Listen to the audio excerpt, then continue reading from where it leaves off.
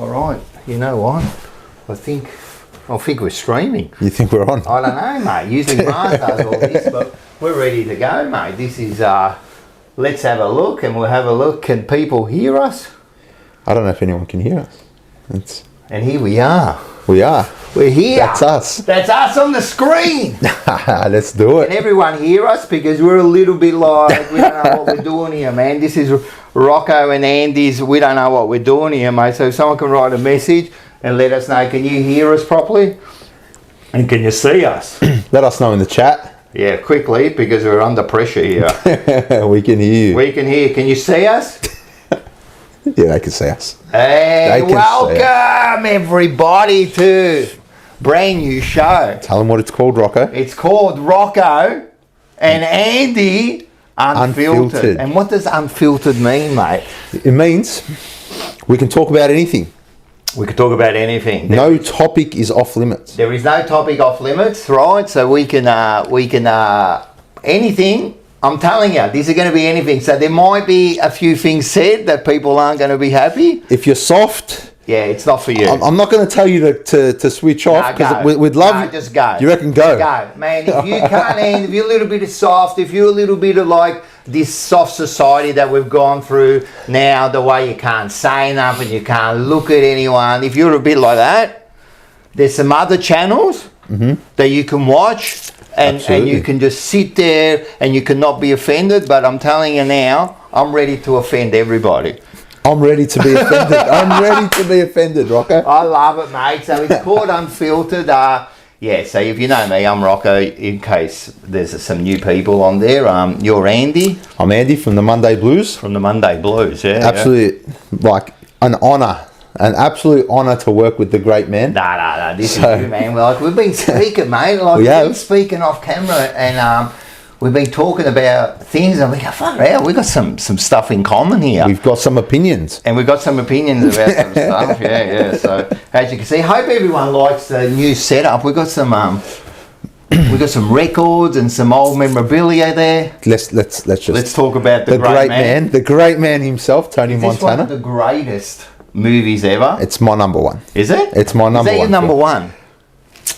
It's my number one. Really? It's hard to pick a number one. I love Goodfellas too. I love the Goodfellas. Blood in, blood out.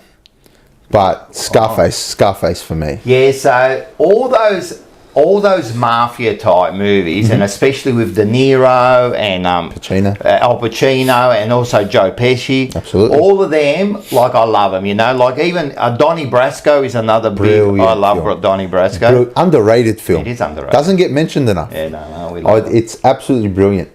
I remember watching Scarface as a child. My dad. Did you? So growing up, I'm Lebanese. So you saw like the chainsaw. listen to this.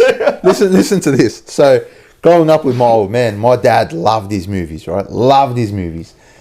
And there was like an unspoken rule in the house where if you're watching a movie and there's people kissing or something, you know, like a cheeky scene, you just kind of look away. You know? You just kind of have to look away.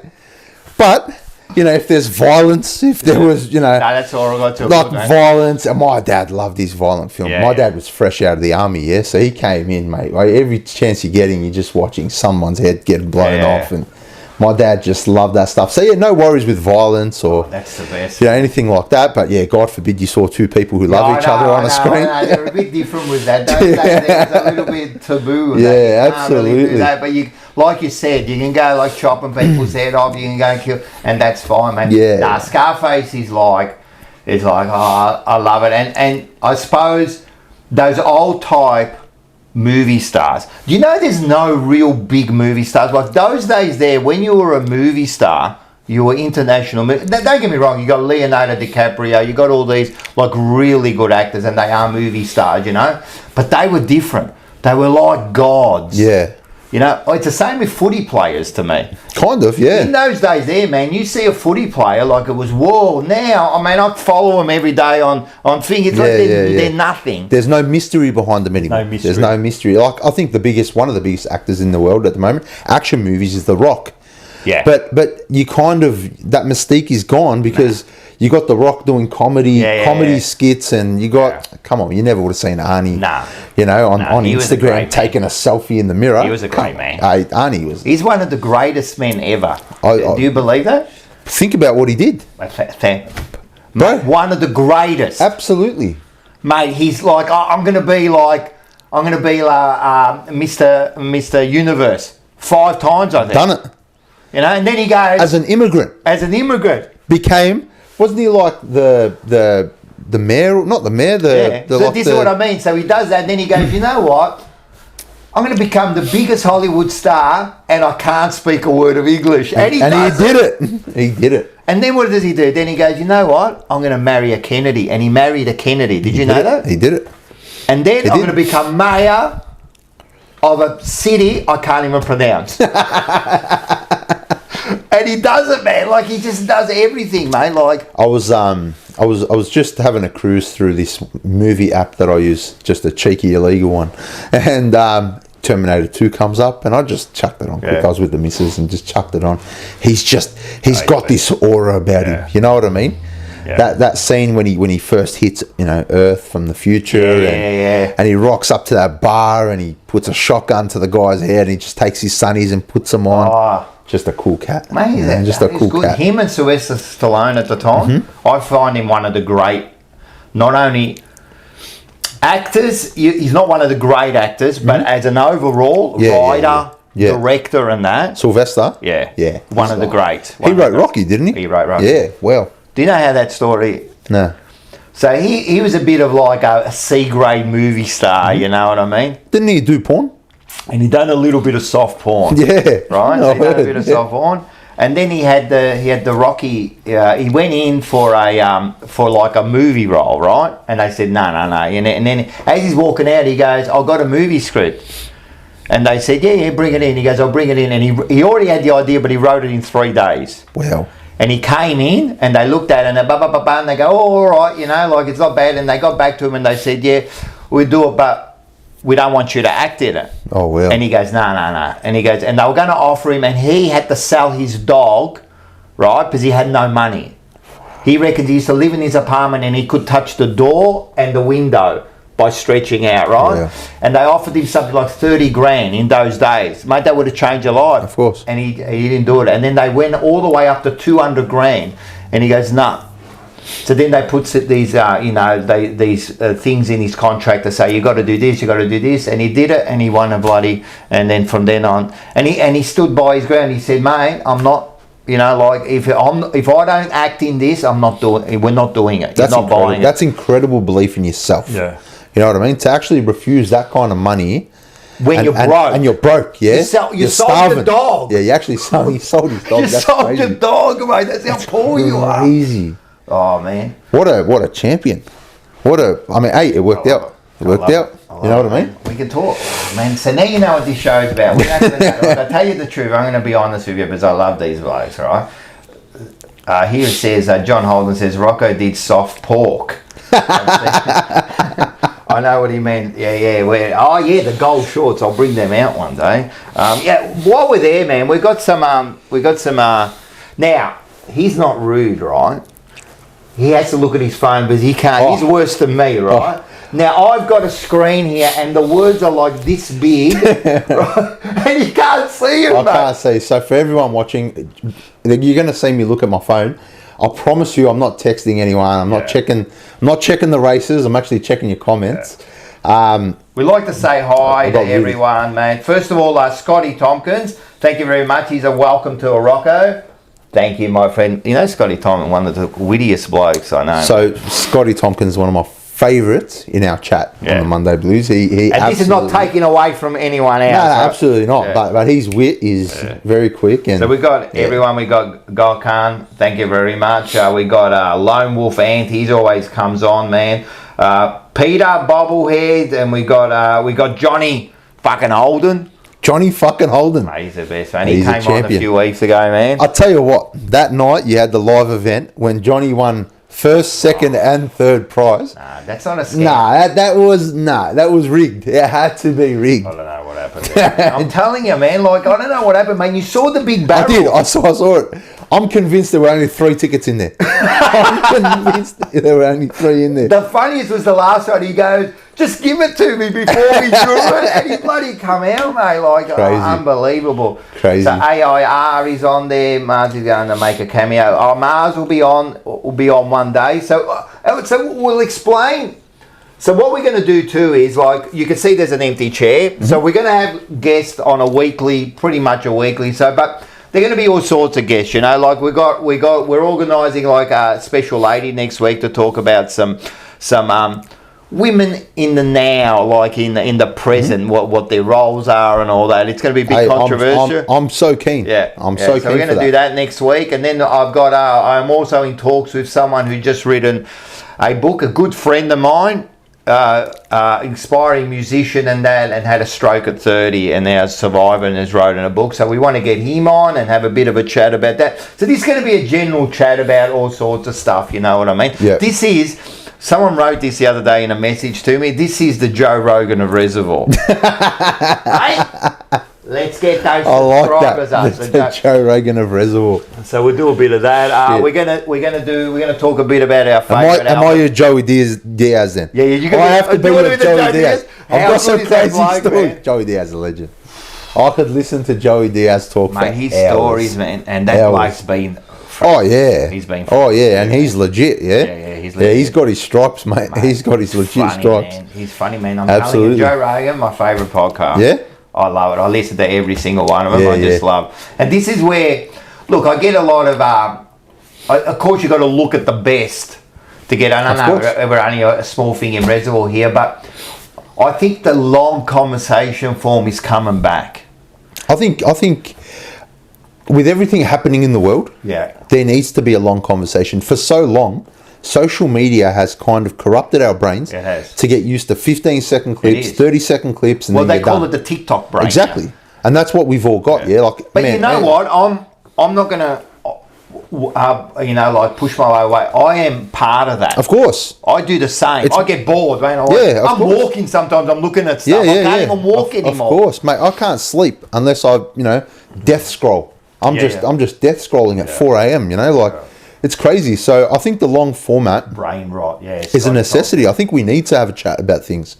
You know what I mean? There's so many topics in the world that everybody's trying to just.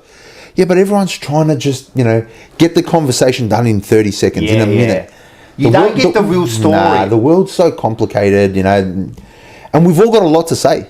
Every one of us, yourself, myself, people in the chat, we've all got things to say. And, if this is a little outlet for people to get stuff off their chest. And this is what I mean. And so this show, and we've been discussing this, as much as it's our show, it's everyone's show. Absolutely. And that's something we really we want on the chat, people, if you got something that you reckon you want us to talk about, you're passionate about stuff. Maybe you got someone who's passionate about something that wants to talk to us and get on there, man. And absolutely. If you got something interesting, mate, and you think you can add, mate, come on. There's a spare chair here. 100%. Do you know what I mean? This is what we're gonna do. Absolutely. Hey, let's have a scotch. Are we doing a scotch? 100%. Or are we doing a cognac? As you can see, mate, this is a little bit more classy, right? As you can see, the memorabilia and that, we've got movies and that, and then, we've got the scotch. All we need now is a fireplace. Tell you what. So let's do that. What are you feeling? Are you feeling a scotch? Do you want a cognac? Do you want some Hennessy? No, we got the cognac. Cognac. Because that you brought in last time, man, so. For everyone who knows me, this is my absolute favourite drink. Yeah. Come into Bottle Pascaval. Yes, go down there. And I'll look after you down there. You love your ice, yeah? Do you like ice? I love ice. Yeah, no, absolutely. Bit of Henny with ice, mate. I'll tell you what, Rocco, you have some of this on a Saturday night. It's quite dangerous on a night out. Oh, well. You have enough of it, you tell me when. Roll out the joint. Yeah, soon, mate. Soon we're going to do like the Joe Rogan, mate. We're going to do the peepers too, mate. That's why I love that show too, man. Yeah? It's because they just do whatever they want, man, and no one... There you go, my friend. Cheers, big ears, Here's mate. to a brand new show. Here's to the chat. Show, man. This is to the chat. Let's have a bit of a... Oh, that's good. That's very smooth, man. You know what we're missing? What? A cigar. I know we can't smoke in here, But, we can. oh, mate. We can. Don't tell me that because I'll bring cigars next We'll week. bring cigars next time. Done. No cigars, all right? Done. We'll do the cigars, man. Well, Done. Mate, we can do... This is what I love about these sort of shows, you know, man. You know what? We can do whatever we want. Do whatever Absolutely. we want, man. We can say, mate, you can do a cartwheel if you want. I can do a cartwheel. We can do whatever we want. Later on, and if everyone holds on later on, we have got a food challenge. So I've told the great man Andy here, he said, give me something. So I've brought something that he doesn't know what it is. I'm going to bring it out later. And it's one of these foods, right, that not many people like. Oh. Right, so we're going to have a bit of fun with that. We're going to do the whole thing, man. This is superb, man. For everyone who knows me, I have quite a weak stomach when it comes to smell and taste. So this could go. Have you got a bucket? This is because it could go either way. I'll tell you what, it could go either way. Man. This is why I haven't even brought it in here because the smell. Oh, hey, no. Listen, while we're here, listen. First of all, with the Jumper Punch channel, I think Double will still be going during the week, and we got the Change Room. Great show. This is why I love it. So with this channel, I'm trying to build like a bit of a community where it's all sorts of stuff. I love the Change Room. I'm going to be on this week on the Thursday, right? And guess what's going to happen? Tell me. Oh no. They're going to hypnotise. I was just about to say. They're going to hypnotise me. So get ready for Thursday 7 p.m. Sam and Rash are going to hypnotise me. That's awesome. So we're going to be doing a bit of that. So that, and then you got the Monday Blues. You came back last night. Yeah, we're doing a show. We thought we'd jump on for trade. So we did a show last night. We'll probably jump on for at the end of trade season. Maybe one show before Christmas, but we just kind of wind down now this time of year. Yeah. It's tough. It's tough. I don't know, like, you know, you do a few shows. I've only got the Monday Blues, you know. Yeah. Like, we do 2 shows a week, and that's a lot, you know. So no, it's tough, man. And you know, like, it really, like, I keep away from draft time. I know everyone loves it, and it's all good, you know, but I'll keep an eye on it, but I've got to rest. Yeah. I keep saying I've got to let the ulcer get better. You know, because it starts again, man. Because we love, like, and this is not going to be a footy show. Congratulations to Patrick Cribbs, mate. Absolutely, yeah, absolutely. Hey, what an effort, yeah. What a great effort. Record breaker, and as I said last night, but there's a bit of controversy about about the votes he got. Nah, it's all mate, full of he shit. Deserved every vote, and if you ask me, I reckon he missed out on a few. Yeah. I think he should have got a few more 3s. That's my honest, unbiased opinion. You know what it is? Was he a deserved winner? Absolutely. So forget about the votes. Yeah, absolutely. Forget about the votes. Absolutely. He was a deserved winner. Mm-hmm. No one, like, the headline was favourite wins. That's it. Yeah. Like, what do we even discuss it? But anyway, with that, like, you know, I don't want this to be like a footy show. I'm sure that some topics are going to come up, you know what I mean? And but there's other shows to do that, you know. And you guys, yeah, absolutely. On the Monday night, I think you said you might do one. Yeah, we'll do another show after trade period. And you're a revolution, just to man. talk He's about. Come along. You know when I first seen you, right? Because I'm there, and then like you pop up, and I write to the boys, and I go, hey, check out these wogs on the thing, you know. 'Cause I didn't know who you were, man. Check out these wogs, you know. Yeah. And then Mars, like, he comes back and he goes, I know those guys. Yeah. And I go, fucking bullshit, man. Like, and I started watching the show, and I'm thinking, man, they're exactly like us. Yeah. That's why we get along so well, you know. Well, before we had the Monday Blues, I was watching a bit of the Jumper Punch, and I remember thinking these blokes are exactly like us. Yeah. These blokes are saying what the fans are thinking, you know. And there's no like there's so much content out there, right? But it's very rare to find, you know, people who are just willing to just say how we're feeling. And you know what? We're going to be wrong 8 out of 10 times. We're probably going to be wrong. You know, most times I'm wrong. Absolutely. And I'm happy to be wrong. You know what? Of course, because when we're wrong about the club, it's generally good things are happening. 100%. Right? And why can't we say what's going on?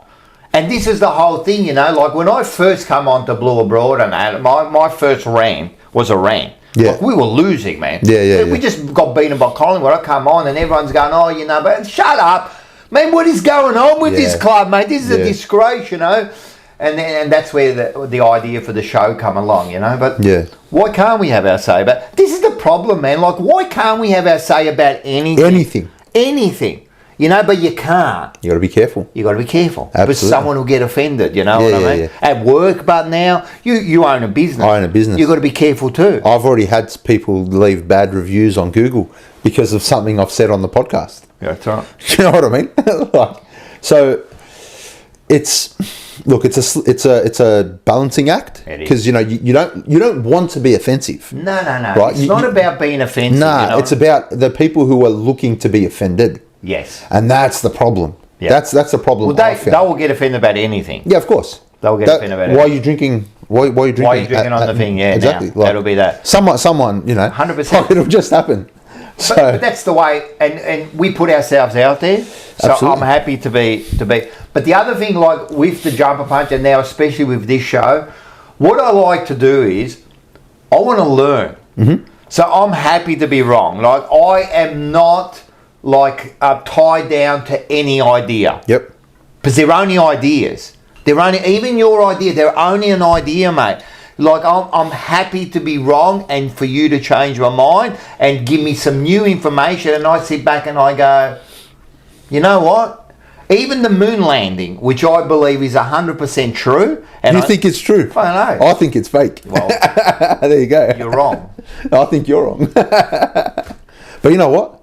You're allowed to be wrong. Yeah. You know, and I'm allowed to be wrong. But with that, just quickly, I got him. Let's go. You got to prove that it's wrong. Okay. Well, I've seen the footage. That's not proof. That's proof that there is right. Okay, You've but got to prove that it's But right. we've seen the same footage. Yeah. So how can you prove that it's true? Because you've seen the footage. But I've also seen a movie with a big green guy breaking through bloody jail cells, and I'm talking about the Hulk. Does that mean the Hulk is real?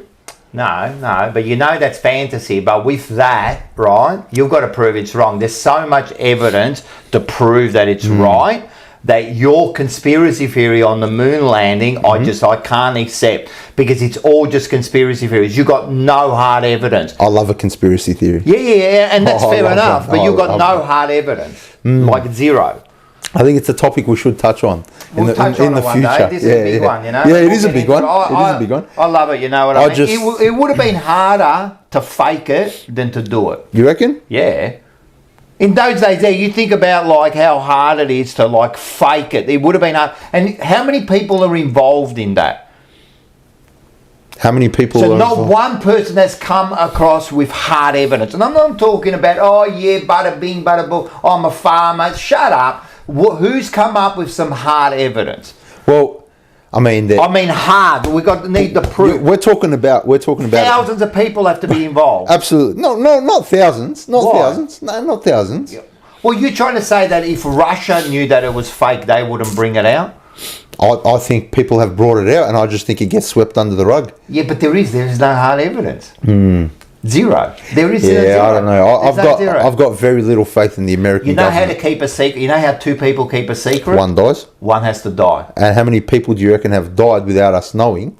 So do you think, like, out of that, even let's say it's 1,000 people that knew, not one person has come out and given Well, the thing is, right, if someone comes out, right, and says, you know, this was all bullshit or whatever, you got to remember, it was a long time ago. Yeah. Nobody had cameras on them. No. Do you know what I mean? So, are you going to believe them anyway? Probably not. No, know what but I mean? if you come out with some hard evidence, and But don't get me... but what's hard evidence? What's the hard evidence you need? Well, you would need someone with some sort of like that's been there, that would come out and give you the evidence that it was faked through documents, through something. None of that's come up. And don't get me wrong, I've heard it all. You know, there's been visions that's been lost. You know what I mean? The audio that's been lost, and this camera. But a lot of that's been debunked. And the other thing is, By who? I know what you're going to say. Do you know what I mean? But a lot of it from scientists have been debunked. Okay. They've actually debunked. What's his name? DeGrasse. Neil deGrasse, yeah. He's come up and he came up with a good one. You know, they actually put an orbiter around the sun, and they've actually got footage, right, of the tracks and the moon landing and that. So, and that's just recent. But I know what you're going to say. You're going to say, oh, well, I can fake that too. So, It's convenient. But if you talk like that, then you can't believe anything. I don't believe anything, Rocco. I don't believe anything. Don't get me wrong. Like that's one of the things. Even that, I'm happy to listen to and see where you're going. But with anything, like with those things, the claim is your claim. This is how I deal, and I do this with religion, right? Yeah. I'm a big religious person. As far as I love it, but I'm an atheist. Everyone knows that. Yeah. But I believe if you come up with the claim, you've got the burden of proof. Okay. Right? Yeah. We've proved that in our thing, we've said we're gone to the moon, we're giving you all the proof possible. Now you come up and you go, it's fake. Yeah. It's your job now. Okay. Leave it with me. All right, done. Leave it with me. I'll bring up some proof. You know, you said something earlier. You said that you're not really tied down to any idea. No. When did that click for you? So it's a gradual thing for me. It's a gradual thing for me. So I'm not dying on that hill anymore. Okay. You know what I mean? So I won't go and say, it's like this, bada bing, bada boom. No, because what am I here for? I'm not here to argue. And when we have these conversations, it's not a macho thing that, I'm right, you were wrong, ha ha ha ha. Absolutely. I hate that. What I want to do is have a conversation and see, like maybe you can give me a point. So it was a gradual in my maturity. Yeah. How I've learned this, because I was I was a hard ass when I was young, you know what I mean, and stubborn, and you can just see it, can't you? That I was a stubborn. I've said this before. Looking at you makes me because I was very much like everything you've described was a bit my younger self. Yeah. And I'm gradually, as you said, drifting away from that stubbornness, drifting away from that hard-headedness. You have to, you really do, because you start to lose yourself, you start to lose your mind, you start to lose people as well. People stop, like, not wanting to stop conversing with you, but it becomes tough because you're so, like, 100%. Black and white, 100%. Where there's colours in the world, so... No, and you're exactly right. So if you're like that, it's going to be hard to have a conversation, and it's all about conversations now, and this is what this show's about. Yeah, of course. About conversations, you know what I mean? Let's see where we're at, Rocco's stubborn, no way, mucker cuts. I am stubborn, but I'm getting better. But it's my upbringing, mate. It's my... Johnny Holden just asked me a question that's possibly loaded. Andy, was 9/11 an inside job, or was it just two planes brought the buildings down? See, there's another one. And this is another one where what I do. I love a conspiracy theory. You know what I mean? Yep. But again, it's you've got the burden of proof now to prove it. Yeah, I think there's enough proof out there to tell you that 9/11. Even if it wasn't an inside job, it was aided, funded, trained. It was all done by the US government. Who are the only winners out of all this? And it's the US government. Yeah, and there was, I heard that they were like $1 trillion in debt the day before or something, and then that kind of hit it, and there's all sorts of stuff, and where is the wreckage from, especially from the Pentagon? Yeah, the Pentagon one. Yeah. Yeah. So there is a lot.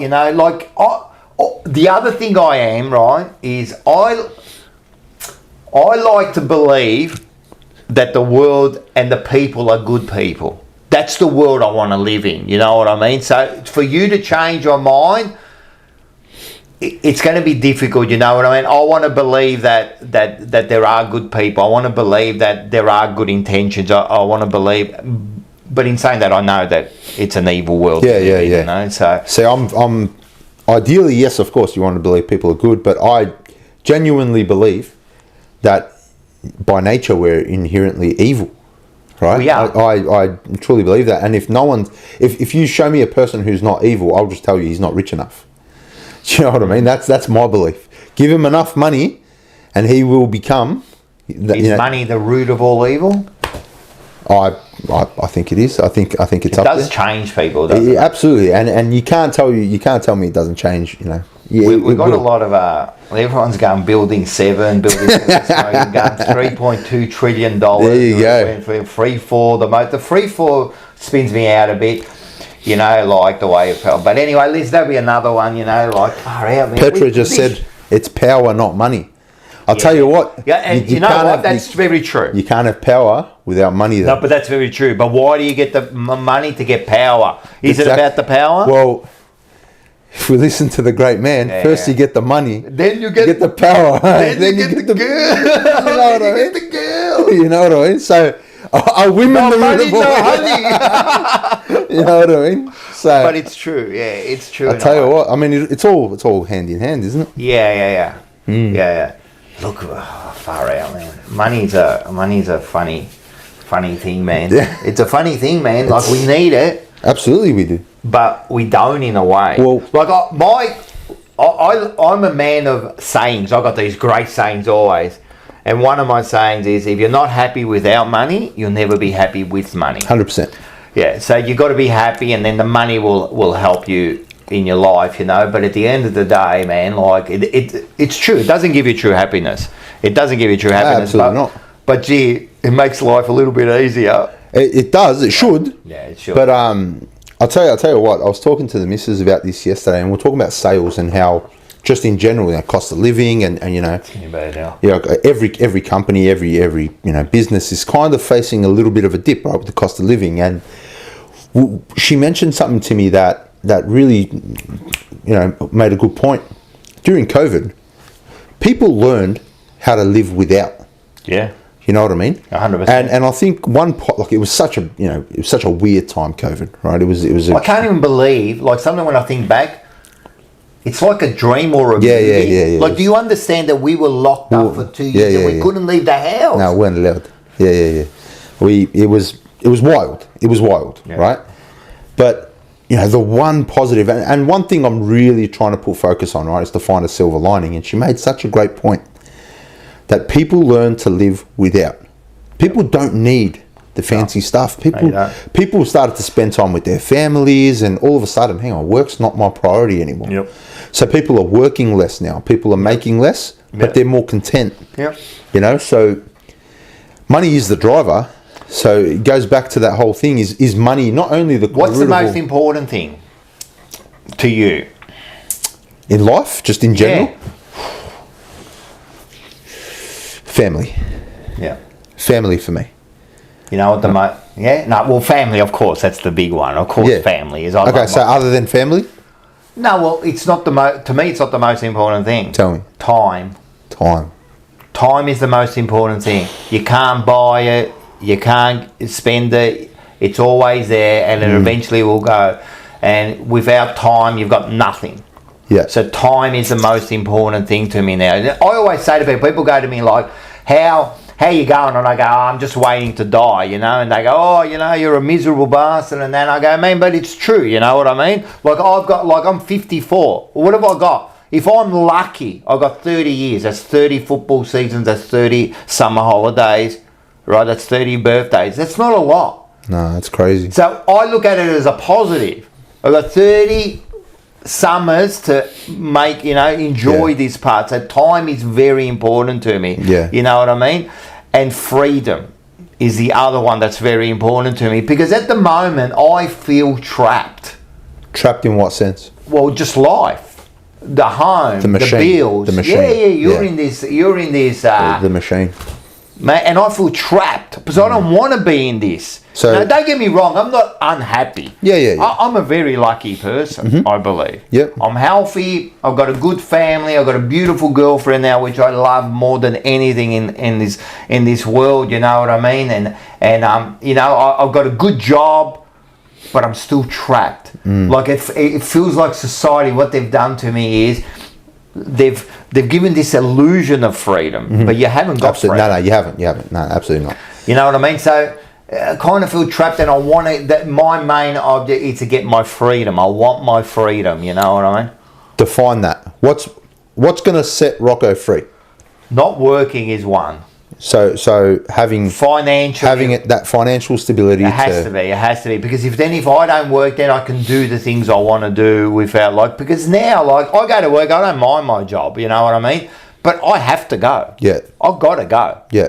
You know, there's a difference between having to go and wanting to go. Yeah. I want to do stuff. Now I can do things about that.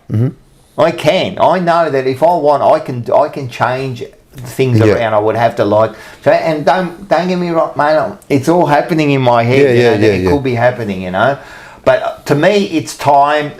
Time is precious, and freedom is my big thing. What I mean, to do what I want to do, man. I want to explore. I want to spend time with the people I want to do, and I want to just keep building my creativity part of my life, which I've always had. Yeah. And thank God that no, thank the universe, because I don't believe in God. You don't believe in God? I was just about to say that. No, thank the universe, right? That this kind of stuff has actually kind of helped me with my creativity. Because when I was young, I was a drawer. Yeah. I was into all very that artistic, kind of, very artistic. I love that sort of shit, you know what I mean? And then life got in the way. Family. I don't regret it. I'll never change my kids and that, but that did get in the way. Of course, that gets in the way, you know what I mean? And so now this kind of opens up a little bit of my creativity and that, so I'm happy for it, So it's good, but I'll be working towards a freedom, you know what I mean, where I'm not relying on anyone anymore, just on what I want to do, Well, that's the goal, yeah? Yeah, that's the goal. That's the goal. And I think that's probably the goal for a lot of people. To be able to have the time 100%. to do their own thing, 100%. To do, like, I want to go back to the thing about time, right? Yeah. So something that, and this is something that I rarely speak about. I just thought, fuck it, might as well share it with, everyone in the world. This is what Unfiltered's all about. So, you were mentioning your age and, if you're lucky, you got this amount of time. And so I'm going to get a bit deep. My dad passed away at 49 years old. Wow. Right?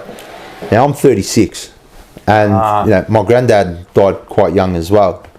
So the way I look at it, it's like, fuck, that's 13 years away from where my dad passed away, right? So I need to start looking after myself. Because, what he died from, it wasn't hereditary, hopefully. But it made me reevaluate things, right? The life I was living at the time was completely different to the life I'm living now. And, it was a very different kind of lifestyle I was living. I'm very thankful for going through that. But again, silver linings. Yep. The thing that I took out of my dad passing away was it brought me closer to my family. I wasn't spending much time with my family, my mum, my sisters, and I'm the only son. I've got 3 sisters who are all younger, and they barely knew their brother, right? So I learnt that time was valuable. Yep. Right? Time with family, time with yourself as well. Like I learnt 100%. I learnt that I needed to get myself better. Yep. So I don't want to have kids. I don't have kids now, but I've got a beautiful partner now who one day I plan on having an amazing life with. If kids are in that plan, then I don't want to be around till I'm 49. I want to be around till I'm fucking 109. Of course. So yeah, like I can really relate, just in a different way. Yep. Like. Yeah, 100%. Yeah, 49 years old, my dad passed away, and my dad was unwell for years before that. So my dad probably died at 40. Yeah, his soul probably died at 40. Yeah. He was very sick, and holding on for and it was just his carriage that passed away at 49. Yeah. So good point. Yeah, it was a massive eye opener for me. And I think a lot of people do take time for granted. And do you know, like, you're wearing a Pink Floyd t-shirt, right? Yeah. And my favourite band. My favourite band. Right? That was one thing that we found out. Serious here. Yeah, and we'll get into that a bit later on. But Pink Floyd's song "Time." Oh yeah, Time. Right? That track. Taking away the moments that make up a dull day. Right. So that track. First time I heard it, I was like, "This is a cool track." This is cool. I didn't think much of it. Yeah. I was listening to it. I want to listen to it. Yeah, great track. And I was listening to it one night, and headphones on, or sitting in the dark. Best. Just, in my own world, and it just. Can I just say, that is underrated. What time? Sitting in the dark. I'll do it every night. And put your headphones every night. And just listen, and especially Pink Floyd. Yeah. Pink Floyd. Yeah. Is a. How do you say it? It's like it's everything. It's visual. It's like it's an experience. It is. It's a psychedelic experience without drugs. Yeah, without drugs, do you know what I mean? And if you want to add it, mate, I'll tell you what. And even though I took a lot of drugs while I was watching, I was listening before. But sorry, go. No, like I remember listening to that. Like, so I'd listen to it, but I didn't listen to it until this one night, and it just hit. Yep. You know, and I found myself just laying there. I paused once the song finished and the next song just started. I pressed pause, and I just sat there for like 15 minutes, and everything just went on in my head. And we are so lucky to be alive, right? Like, you know, we're so lucky to be present and alive, and it's something that we probably take for granted, mate. Right? We won the lottery. We did. We actually did. Absolutely. You think about how many sperms died. And we won. Exactly. We won, mate. Exactly. So it made me rethink. And there have been key moments, right, in my life, like milestones that you kind of look back on and you think, you know, this is a really important moment for me, and I'm going to take this, and, you know, this is something I'll never forget, and this is really a really proud moment. And that was a key moment for me in my life. And it's so weird because to a lot of people, it's just a song, right? But to me, music is fucking everything. I've got tattoos of just the songs, and that's where my heart is. Just quickly, you know what music does for me? Mm-hmm. It brings back memories. So whenever I listen to a song, it'll bring back a memory from when I first heard it or when it meant something to me. Mm-hmm. Music's an important part of your life. Absolutely. And it's unexplainable how it affects the body. Yeah, absolutely. It's unexplainable. It's therapy. It is therapy. It's therapy for me. So that was the time, So Pink Floyd was a big change in my life too. You know? Yeah. Oh, first time I ever hit. You know what? Let's just do it. Can we just get into it? Yeah, I just want to get into it. So we're doing this little thing once a week where we each we're both record collectors, vinyl records, and we both I thought we'd listen to two totally different styles of music. Yeah. Well, this one spun me out. I didn't think you'd be into Pink Floyd. I'm a massive Pink Floyd fan, right? And look, it's rap and R&B and hip hop for me. Yeah, of course. I love my trance and I love my techers and all that, but you know, I do love, you know, the things I love, and Pink Floyd is one of those things I love. And so what we're doing, we're exchanging a record every week, something that, you know, maybe we've listened to, maybe we haven't, but we're going to give each other, you know, a week with an album that we each recommend. Yep. And I'll just give you mine now. So this is I can't believe you're handing me this over for a week. I'm scared to touch it. So this is Pink Floyd, Wish You Were Here, the album Wish You Were Here. This was my very first introduction to Pink Floyd, right? So I would have been maybe 18, 19. I was going away for the weekend, and a guy I used to work with, Tommy, his name was, was asking me how, you know, what I'm getting up to on the weekend and whatever. And I told him I was going away and, you know, might have a bit of a, you know, and he goes to me, you tell me you're going to listen to Pink Floyd. And I'm like, what's Pink Floyd? Yeah. You know, I knew Tupac, you know, I knew Biggie, but I didn't know Pink Floyd. And he goes, trust me. So he brought me a CD, and it was Wish You Were Here. Yep. And I put it on, and Shine On You Crazy Diamond. Well, that was about Syd Barrett. Correct. That song first played, and for the first time in my life, a song made me emotional. Yep. And I didn't know the story of Syd Barrett. I didn't know anything, but it was just the sonic. It was like the intro, like by David Gilmour. That intro goes for 7 minutes before he sings. Absolutely. Right, it goes for 7 minutes. So and that intro, and to me, you can argue as much as you want, one of the top 3 guitarists of all time. Absolutely. I don't care what anyone says. No? Absolutely. It was fantastic. Yeah, so it's definitely, and then it brings it on. And then, you know, the other thing about, like, with music, like, that's about Syd Barrett, and Syd Barrett was the original singer of Pink Floyd, and then he was like heavily into drugs, and only 3 years later they had to kick him out of the band. It was that bad, and that's when Gilmour came in, you know. But he was the musical genius behind Pink Floyd. He was, You know, when he joined the band, you know, he originally joined the band, and it was called Teacups, I think it was. I had no idea. Anyway. So, but the song is about him. But when you listen to it, you make it about yourself. You make it about yourself. Exactly. And all this, like, man, I can listen to it now. Yeah. And I'd still feel that little bit. That's what it does. Of what I felt the first time I heard it. And there's probably 5 or 6 songs that I get jealous when I hear that people are hearing it for the first time. Because I wish I could hear that song for the first time again. You know, that feeling of like, wow. Yeah. Well, the first time in a lot of things is very special. Yeah. Well, for music, for me, music's like, you know, everything. Music's amazing to me. Like it's one of my greatest like hobbies. And if you follow me on Instagram, you'll know I don't use my Instagram for anything other than music, pretty much. Yeah. So, music and Carlton of all things. Things pleasure and pain. Exactly right. Exactly right. Exactly right. Exactly right. So yeah, man. This is for you to listen to for a week. This is now. This is original first edition. That was a first press, first edition. Like it doesn't get more raw than that, right? I parted with quite a bit of money. I actually got it quite cheap too.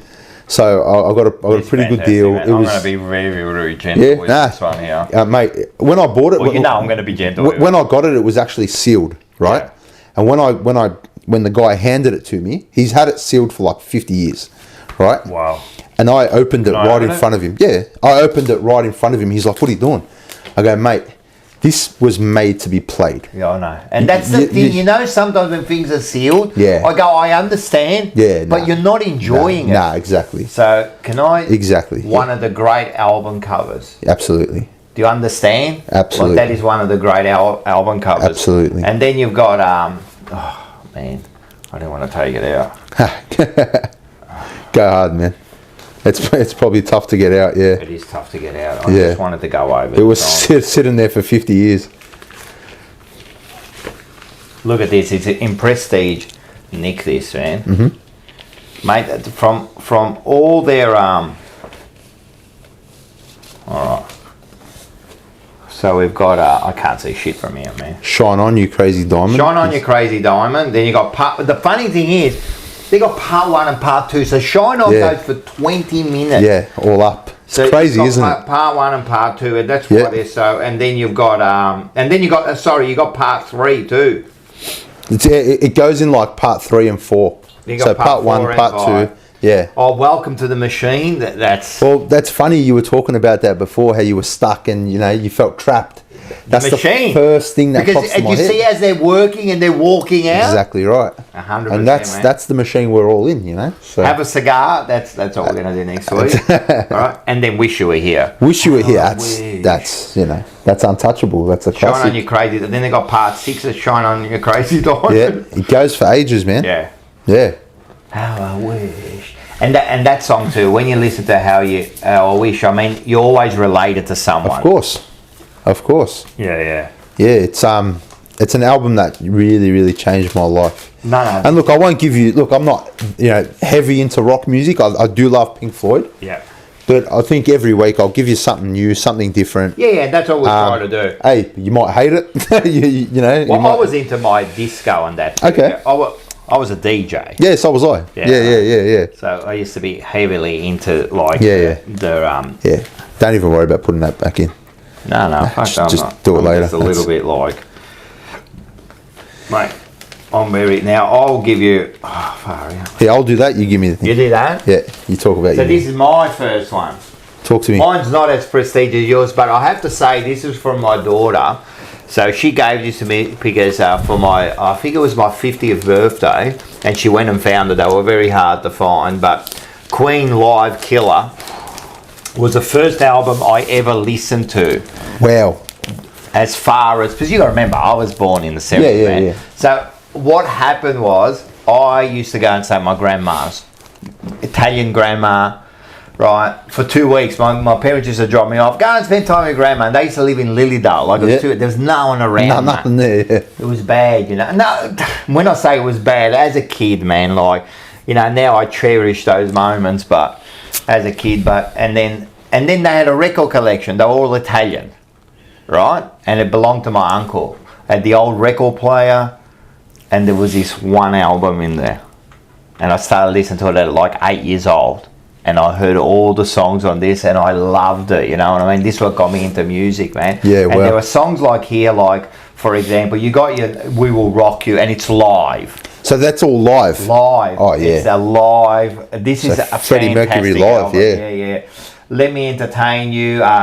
But then the other songs that I always remember, there's Bicycle Race, and then there's Tie Your Mother. Ever heard that? No. Tie your mother down. Oh, mate, like. Don't know it. So there was all those kind of. So this album here is very special. So it's the first one, you know. So that's it. Queen live. Yeah, no, I'll give that a listen because I actually don't know much Queen. So I only know the popular ones, you know. Queen is Freddie Mercury. Yeah. I watched the movie.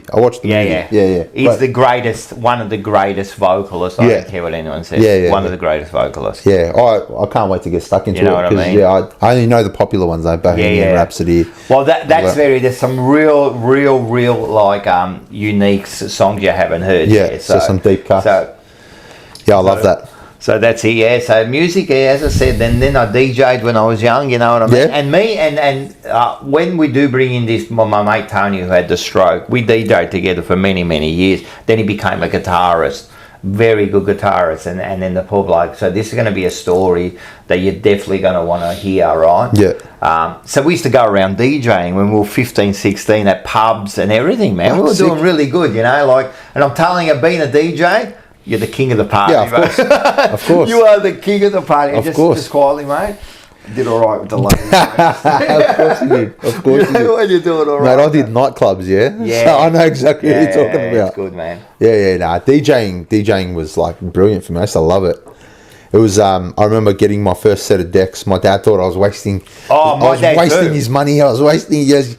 You're always up to something. It's costing me money. Just stick to one thing. I told him, Dad, I swear I'm going to stick to this. You know, and I've done it. Going to buy those records, those 12 inches, and that was like going down to the city, you know, and going. So you used to scratch actual records? Yeah, that's crazy. Yeah, you did the whole thing, man. Yeah, we good had on the turntables and that, man. It used to be the whole mixing, getting the songs to mix one into another with a record. So you had to slow them down. Of course. So you had them there, man. It was a tough gig. I have to admit, Tony was a lot better than me, man. I used to be okay, but I used to be more about getting pissed and just trying to be the party side of things. Hey, how you going? What do you want to listen to? Come over here. So we did a bit of that.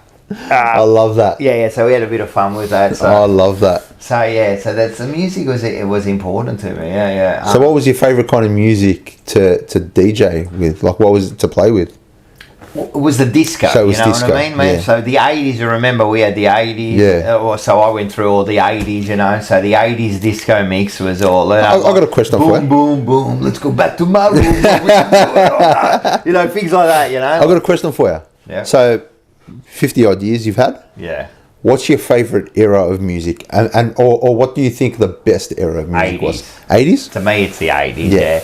80s rock, 80s disco, is 80s everything, disco, just in general. And rock too, don't get me wrong, I was right into the rock, and they were in the bands, like the 70s and 80s bands. I don't care now, there's no good bands anymore. I don't care what you say. I think there's some good bands. Yeah, they're not, alright, maybe I'm wrong, maybe I'm being a bit harsh. There are some good bands. They were different then, but they worked towards being a band, you know, they did the hard yards, you know. Now it can almost be manufactured. Yeah, I agree. It kind of that, but they were like great bands that worked together. And even people like Bon Jovi is one of my favourite bands, you know. And a lot of people, but I love Bon Jovi is a genius. Yeah. He's a genius, man. And when they came out, you know, they were amazing, man, Bon Jovi. But so those hard rock bands which I grew up with, Kiss, of course, people think like that. They were more like late 70s and that, you know, 80s. But all those bands. But the disco for me, man, I grew up in the disco era. Of course. Man, we were going to discos 3-4 times a week to I was speaking to Rash. Rash was a DJ, and we'll get him on, and we're going to talk about his for the record, off the record. Great so he Rash, DJ'd all over the world and that. And with him, we talk about all the clubs we went to, you know, and it was just an amazing year. I loved it. Yeah, what an era it would have been to grow up in. So I was born in '88, right? So I didn't start going out till mid 2000s, and so it's '90s. So for me, the golden era is the 2000s. Yeah. right? That's my golden Look, era. and of course, the era you grew up in is going to be very influential too. Yeah. So I got this weird obsession with 80s synth pop. Oh yeah. I love synth pop. Yeah. Right. So like I've got like heaps of records and like I just go back to it on Spotify and all that. Yeah. I felt like the 80s were a lot of fun. Yes. With music. 100%. Like whether it be sound or even subject matter, it was very fun. Yes. Whereas music now is quite sad. It's quite depressing. Right. And is that society? Music It has to be a reflection of society. Pop music is a reflection of the current society, right? And I truly believe that. And man, it's all about cheating, and it's all about getting cheated on and being sad about this person, and there've always been songs, about heartbreak and all that. But I just feel like now it's just music is so manufactured, as you said. It's 100%. All made in like one little studio. This person probably can't sing, but they look good. So let's get them in the studio. We'll do these effects, make them sound half decent. Yeah. Throw the record out. It'll go number one. They'll make $1 million, and then they'll piss off. 100%. Like, and that's pop music. And there is a lot of it. It doesn't take away from the great artists there are these days. Of course. You know what I mean? But there's a lot of shit. Yeah, of course. Well, with those days, I'm telling you, there wasn't that much shit. Like, if you made it, you had to make great. it. Yeah. Well, to be seen, you had to be good. You had to be good. You had to stand out. Whereas now on Spotify, mate, I can search up the word Rocco, and there'll be 100 artists called Rocco, and 99 of them will probably be garbage. Yeah, they are. You know what I mean? And same with movies. Yeah, movies are exactly the same. They're just they're it's that TikTok brain we talk about. 100%. We've all got that short attention span. Yeah. So I haven't heard an album in a very long time that has actually I heard one recently, but before that, I hadn't heard an album in probably 2 or 3, 4 years that actually blew my mind. Yep. No, you're right. And there's too many gaps between each one. Yep. The gaps between each great album for me are too wide. Well, and that's the thing. But is that because we're getting older? Is that because we're getting older? Because I always thought, right, especially with like the music I listen to, which is hip hop and R&B, it's a young man's sport, hip hop, right? It's a young man's game. So I always thought, I'll keep up with it. I'll never be too old for rap. I'll never be too old for hip hop. But now I'm looking at these blokes with pink hair and painted nails, and I'm just like, come on, bro. Like, but a lot of it is shit. Yeah, it's garbage. A lot of it's garbage. Yeah. Man. A lot of it's garbage, and that's the problem. A lot of it is garbage, so you got to sift through a lot to get to a good one. You do. That's really talented. Yeah. Like, you don't have to be really talented these days. Nah, you just got to be good. Honestly, you need to be good with computers. Good computers and a good marketer. Yeah, you need to be good at marketing, but you need to be good with computers. If you're good with a computer, you can make a hit. You can make a hit. You can absolutely make a hit. But they're either one-hit wonders or just short-term. Where you look at the old bands and that, like, they were long-term, you know what I mean? They won, and then they failed, and then they came back again, you know what I mean? So, well, that's true. I feel like every band that I've ever kind of heard of or looked into kind of had this kind of arc where they went up really high, then they crashed down, but then they recovered. Come back again, You know, they made rejuvenated, this, they reinvented themselves and done a new, like Bon Jovi. Anyone that hasn't seen it, the Bon Jovi series on Netflix, I think it is fantastic. Yeah. It's fantastic, man, what they went through, the ups and downs. The other one is, I like a band that not many people like. It's unusual, Nickelback. Yeah, I don't know much about them. I know how the internet makes fun of them. And there are some special songs that have meaning to me, like what you said. Yeah, there are some special. So there was a period of my life about 7-8 years ago. We'll go into that maybe another time when my life took a turn. Yeah, that have meaning to me. So that kind of, but I like them, and their story is fascinating too, because they were one of the biggest rock bands, and then for some reason the world turned on them. It was real weird. It was real weird because they started classifying them as this commercial band, and that's so they kind of like they turned on them, but they're actually very good. They're a very good band. So they're another one, but they had their ups and downs too. So So look. It's music is very personal to people. Oh, absolutely. So people can like, they can like something, and then someone can hate it, Absolutely. Well, I just had this. The album that I told you was like super incredible. I showed it to so many people, and everyone was like, "Yeah, this is great. This is great." I showed it to one person, and they were like, "No, this is horrible. Yeah. This is not." She didn't say it was horrible. She just didn't like it. Yeah. I took offense to it. Yeah. I was like, you take it "Yeah, personally. I took it personally. Like I made the album." Well, but if someone says to me, "Oh, Pink Floyd, man, what are you talking about there?" I'll go, mate. Like if you're going to talk bad about them, right? Yeah. Because I take it personally. It's almost personal. I was going to tell you, you never been to a Pink Floyd concert. Nah, I went. I'm way too young. You've I been went in about 86, 87. I was like a 16, 17. Me That's and my crazy. mates went there, and we got late tickets, and we got restricted viewing, right? So we got restricted viewing, and we went there, and I was at the tennis centre, and we went there, and we're sitting on the side. What restricted viewing? We were right on top of the band. Wow. So where we were sitting, because there was no one there, we stood up and we're standing up on the balcony, and I'm telling you, they were right there. Wow. And my biggest thrill was when they finished the concert, they walked right underneath us, right? And they would have been like 4 or 5 meters from us, and the girls who sing Great Gig in the Sky. Yeah. So they're not the original, of course, but they were there, and then we started screaming out to them, and they looked and they waved at us because we were the only two there, mate. And then Gilmore looked up at us, and he gave us the thumbs up. And to me, that was like the biggest. That's everything, It was the biggest thrill, mate. And I saw him in that concert there. That was the one with the big pig that would float and the big screen, Yeah. So What a moment that would have been for a 16-year-old, That's crazy. Oh, we got Seba on there. Hit the like. He's our like person. He's always comes up. Yeah, that's true. Just quietly. I had a bit of a look before. He's a bunch of scumbags. Real, to tell you the truth, man. Let's have a look what it's up to. Shout out Scotty Tompkins. Will Sparks is the voice of my generation. That's Will fucking brilliant. Sparks. That's brilliant. Oh man. We got 37 likes. Come on, guys. What are you doing, man? So they them asked me what album it was, the recent one. I'll tell you what, it's called Mutt, and it's by Leon Thomas, I think his name is. Yeah, Mutt. Have you got it? It's an R&B album. Yeah, no, it's a new album, so I literally dropped maybe I want to listen to it. 2-3 weeks ago. But it's called Mutt by Leon Thomas. It's R&B with a touch of hip hop. Just sonically, it was just wow for me. So heavy Kanye West. I'm a massive Kanye West fan. Now, I know Kanye West can be a very divisive figure. Kanye, not very, like my son. Mm-hmm. So you can talk to Dylan. Yeah, he loves him. Yeah, he loves him. Yeah, he's a genius. Yep, he's gone off the rail, but you can't.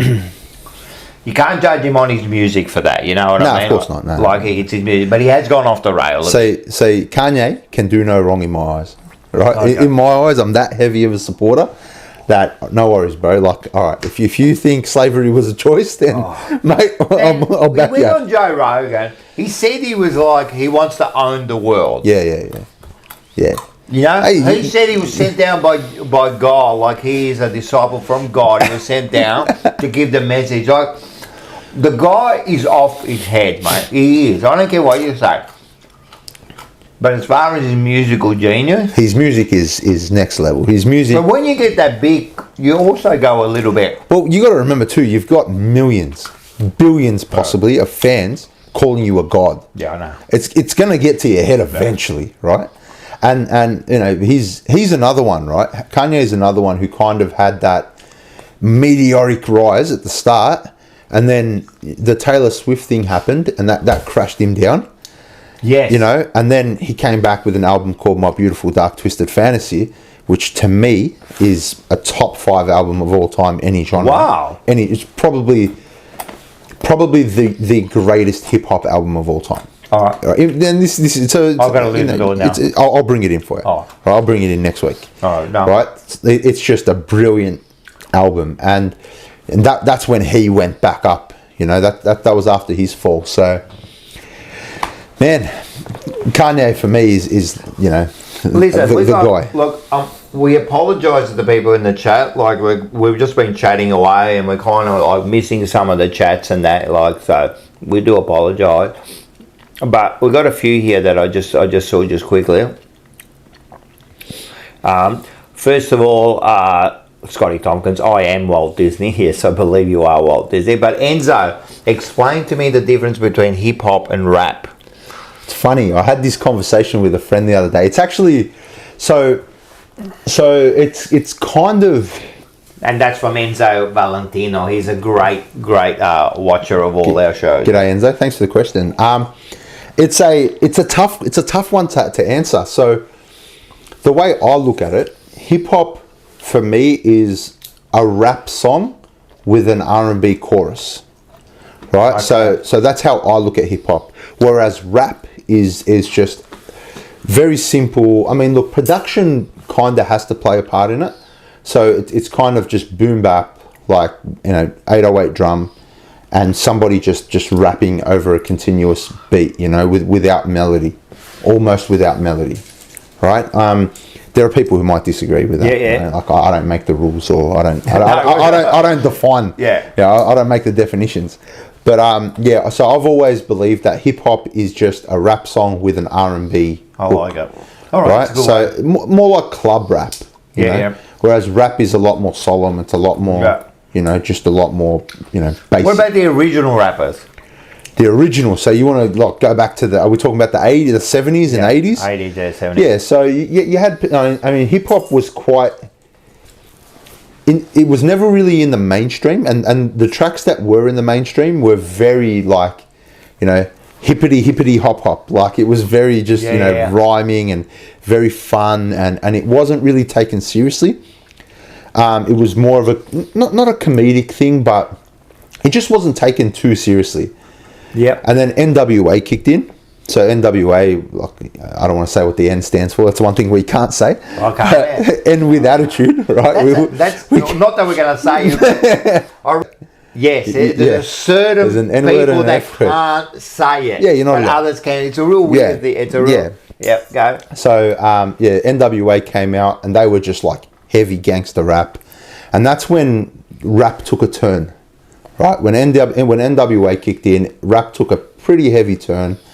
It became mainstream, right? But for the wrong reasons. Yep. Because all of a sudden, like, you had white kids in America listening to these black guys talk about guns and killing and drugs, and there was swearing in the songs, and even hip hop artists weren't fond of it. Even not the founding, but the hip hop artists that came before them were quite like, hang on a sec, this isn't what rap is, and like I said, rap is a young man's game. Yeah. So there's always a new generation that's going to come in and switch it up. Like, someone asked me if I was going to the Travis Scott concert, and I am. I'm going to Travis Scott in a couple of weeks, and that's actually, I've spoken to you about that. Go to show might be on a Wednesday that week. Yeah. So Travis Scott is someone who came in and so his influence, he actually influenced Kanye West, one of Kanye's most kind of divisive albums, Jesus. Oh, yeah. That was very Travis Scott-esque before Travis Scott really hit the mainstream. Travis Scott had a couple of mixtapes at the time. But he's someone who came in and actually changed the sound of hip-hop. He's one of those, key artists who did that. So hip-hop is still very young. It's a very young genre. Yeah. And it stays young and it stays fresh because it's a young man's sport. Yes. So the youngsters come in and they change it up, so... It's always changing up, isn't it? Always. So the hip-hop of today won't sound like what hip-hop sounded 5 years ago. Yeah. Whereas, like, a lot of other genres, I mean, pop changes as well, obviously. But, I mean, rock kind of changes. But it's still you're using the same instruments. Yeah. You know what I mean? Whereas with hip-hop, and because hip-hop is, produced digitally, sounds can be manipulated, sounds can be changed, samples and all that. So... hip hop's like crazy. Like, my favorite hip hop artist is Andre 3000. I don't know if you know Andre 3000. I don't know if you've heard of Outkast before. I've heard it. Yeah, no. So, if anyone's heard of Outkast, like tracks like Hey Ya, Miss Jackson. I love Outkast. Okay, yeah, there you go. So, Outkast, Andre 3000 is my favorite rapper of all time. He's my number one rapper. So, I'm surprising you with some things, am I? Andre 3000 is easily my favorite rapper, and he was different from day one. Yeah. Right? He was a guy that came He's got out. some of my favourite songs. He's brilliant. He's absolutely brilliant. And we finally got a solo album from him earlier this year, I think it was. And it was literally just him playing a flute for 45 minutes. So we didn't get a rap out of him, but yeah, I'm still holding out hope that we get a rap album from Andre 3000. Wow. Yeah, man. No, Yeah. I like his stuff, man. I like his stuff. I actually some of my favourite songs. Yeah. I like different. I like things that are different. Me too. You know, I like things that are out of the box. Something totally like out of left field. Just blow my mind away. Yeah. You know, with something different and something new. I get very bored of, you know, listening to the same artist do the same thing. I've got this big variation of music, man. You know, sometimes I love listening to like Beethoven. You know, like I seriously sit back and listen to the genius of that. You know what I mean? So that's how far. Yeah. Like my variation goes from music. You know what I mean? I can go from there to there. You know, like sometimes I just want to listen to something. Sometimes I want to sit there and I want to feel sad. Yeah. Well, Requiem by Mozart is one of the greatest like sonic pieces of all time to me. Like if I'm listening to that stuff, then I've been on a bender, and it's time for me to go home. Yeah. So if you ever catch me listening to that, please just take me home, please. No, it's good. I want to go through some of these comments. Yeah, we'll go through. If you walk around with that, I don't know who they them is, but they're dropping some gems. Yeah. I've been noticing him. Yeah. Thoughts on Ice Spice and Sexy Red? Oh no, industry plants getting pushed. Do you think they're from Illuminati? I don't believe in the. Do you believe in the Illuminati? Let's get into this. Let's get into this. Do you Illuminati is funny because with the Illuminati, it's like I believe there's something. Yep. I believe there is something. I believe there are people who rule the world. Yeah. You know, is it the Illuminati? I don't know. You know what I mean? But there are like people who influence everything we do. You know what I mean? I do believe that there is some. I think there's a word for those people, but I'm probably not allowed to say it online.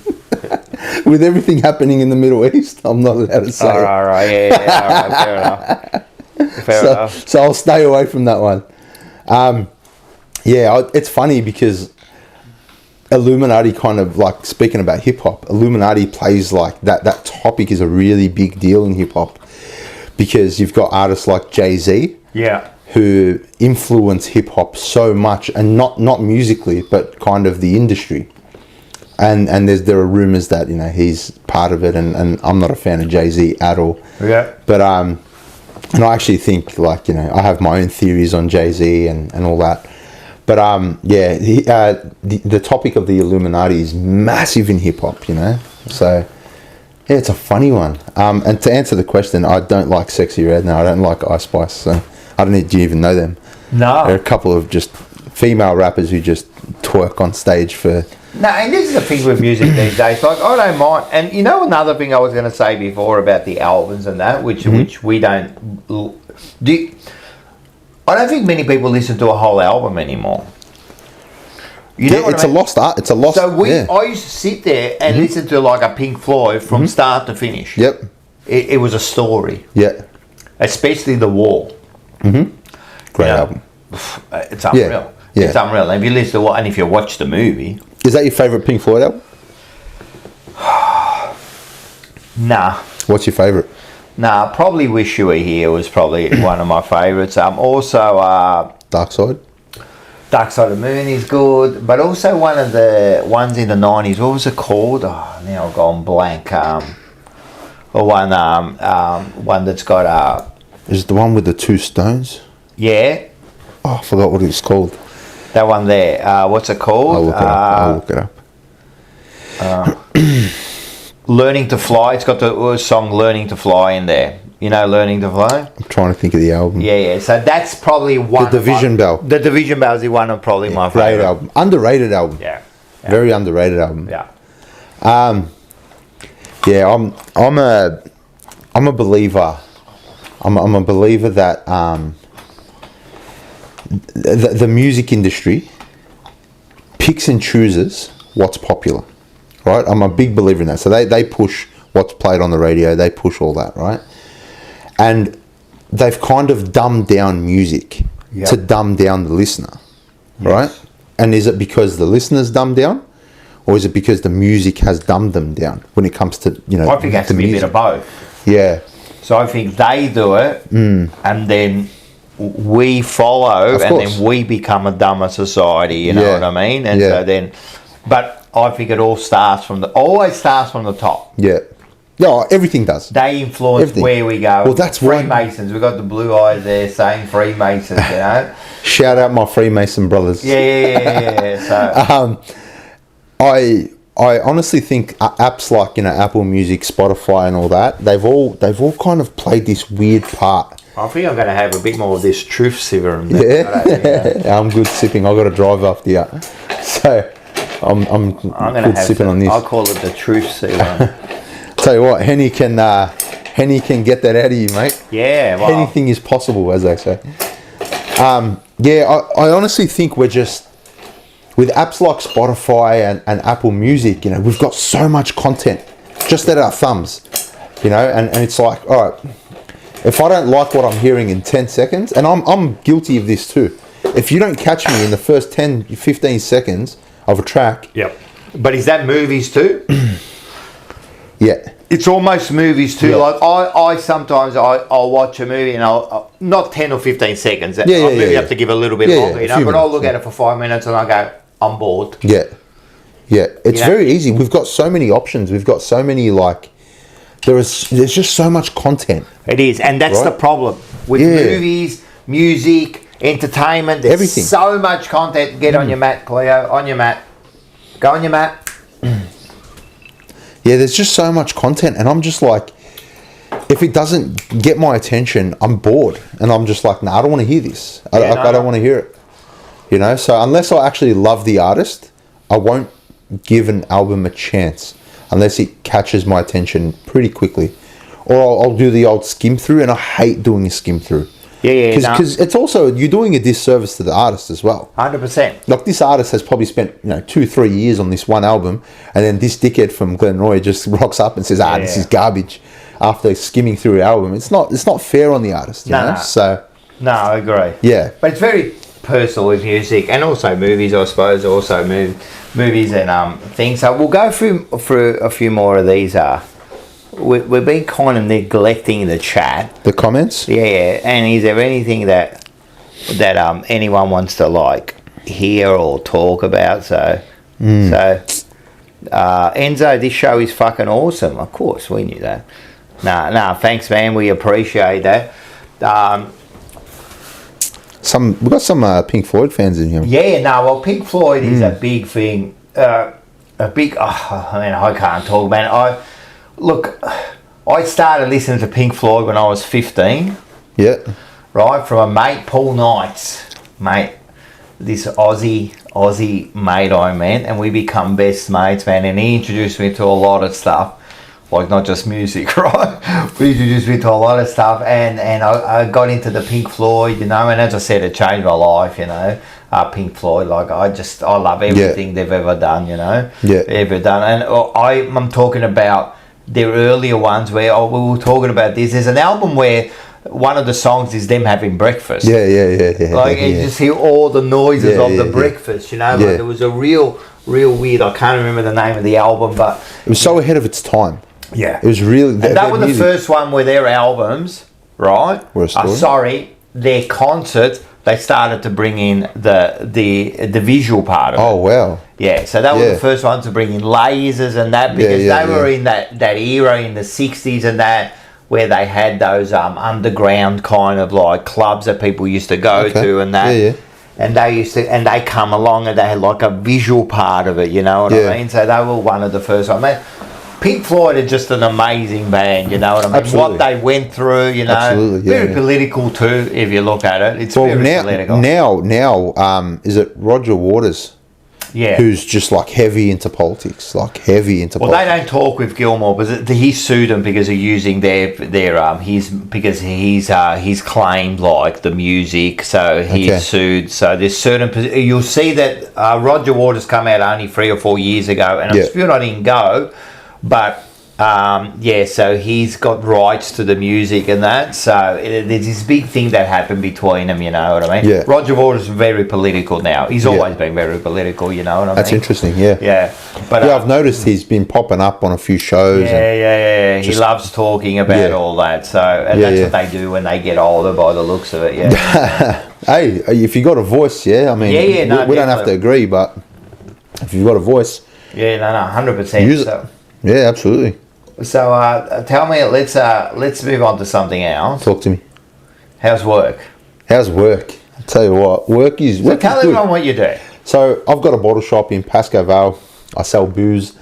18 Devon Road, Pascoe Vale. So come down. Come down and see. Mention the podcast. I'll give you 10% off. No questions asked. There you go. Come in. Look, things are exciting for me at the moment. I've actually brought in my own wine label. So sorry, we got to mention that. I've started my own. Tell us what happened here. I've started my own wine, right? So I have a beautiful... It's got a beautiful name to it. Well, Lanita Estate it's called. Lanita is my girlfriend who I adore very much. I hope she's watching. She told me she was watching. So I'll quiz her on the show. I'll quiz you on the show. So it was her birthday, and I wanted to do something like with wine anyway, and I thought, you know what, I might just get it, name it after her. She's got a gorgeous name. It's so unique. So I thought, let's do it, and I got sent a case. I sold out very, very quickly, and I thought, hang on, I think I'm onto something here. So now I'm licensed to sell the actual wine itself. Yep. Which is quite a big deal. So you won't find the actual drop anywhere else. It's a Yarra Valley wine. It's a Pinot Noir. Just quietly for everyone watching, I'm actually working on getting some other ranges as well from around Australia and even New Zealand. So I might be getting a Sav from New Zealand. Nice. So come in, mention the potty. We might have a taste of it. I might grab some glass. Hey, I'm down, mate. You wanna? We'll definitely have a taste of it. But so you like your Pinot Noir? Yeah, I love my wine. I make my own wine. Mars actually. Yes, he came down. He did tell you that. Shout out, he Mars. Came down. Yeah. Said he liked it as well. So he set you up. So going down and see you. So you got your little business there. It's my business. It was different. Yeah. So it was something. Why get started into that? Honestly, I didn't want to work for anyone. Yeah. I made the big thing. I made the executive. What were you doing decision. before that? I was a union organizer. Right, so I used to work for the union, so took care of warehouses across the east coast of Australia. The union. I was a union guy. In there well, I was the guy they used to call when they wanted to go on strike. Right, so when industrial action was ready to be taken, so I'd take it to Fair Work. We'd have our cases heard, and I'd run all that, and then once the action was ready to be taken, I'd take over, and let's implement it. Let's start doing it. Let's organise it. So I was doing all that. And I just wanted to do my own thing. Yeah. I really wanted to do my own thing. Now, why? I find this interesting because I did that too years ago. Yep. I started my own car and truck detailing business, Yep. And there's a story behind that. But why like liquor? Where did that? Because that had to come from somewhere. Honestly, I had no idea what I wanted to do. I had no plan. Yep. I knew I wanted to get a business. I knew I wanted to start a business. I knew I wanted to buy something. Andy bash people for a living if you didn't sign up to the union, mate. You're not supposed to tell people that. Okay, Scott, you're on my list, mate. I was looking for a business. I didn't know what business. I thought, I'll keep my eye out. I jumped on Seek Business and all that, and I was just cruising along. And I was at my barbershop one day. And I miss going to the barber. I'll tell you what, I don't go there for a haircut. I'll get a shave. And he told me, hey man, do you know the shop next door to me is up for sale? Oh. So really, like, what is it? I didn't even know it was a bottle shop. He has the bottle shop. I go, oh yeah. I went in for a walk. I thought, fuck, this place is run down hard. Really? Yeah, it was really run down, and you walk in, the people that were there didn't really care about it, and I just saw fucking potential dollar signs, I just thought, you know what? It's a bottle mart, is it? No, it's a bottle-o. Bottle-o, sorry, bottle-o. Yeah. Was it a bottle-o? You're watching from Bottle Mart? Oh yeah, no, fuck you, no, I didn't mean that. These are a bunch of dogs, mate. I'm telling you, man. I went there, it was disgraceful. But if you go to Bottle so it was a Bottle already. It was a Bottle already, right? I walked in. The owner actually lived in Sydney, and they just had a couple of uni students running who didn't care about the place, which was great for me when I was negotiating. Ended up, doing all that. Ended up, seeing the numbers and all that, and I just didn't really care about the numbers because I knew, I'm going to put some hard work into this. Yeah. I'm going to build it up. And did it by yourself? Did it by myself. Wow. Look, it's just a small shop, but it's my shop, and I'm very proud of it. Still a lot of work to do. So it was always a 5-year plan for me. Yeah. I'm in year 2 at the moment, so still, quite early. Still learning as I'm going. I had no idea about liquor, you know what I mean? I would drink on the weekends. Or business. I'd never had my own business. Mate, it's tough owning a business. It is. People don't get how much work you actually. It's a lot of stress. It's a lot of stress and a lot of bloody tax. Yeah. If you're watching from the ATO. I remember running my business, the tax, the bloody, tax agent, the accountant. Bloody hell, man, everyone just wants a piece of you, mate. Yeah. Every time my accountant calls me, I have an anxiety attack. I just look at it and I'm just stressed. I just know I'm up for thousands. Anyway, got into it and I thought, you know what? I like it.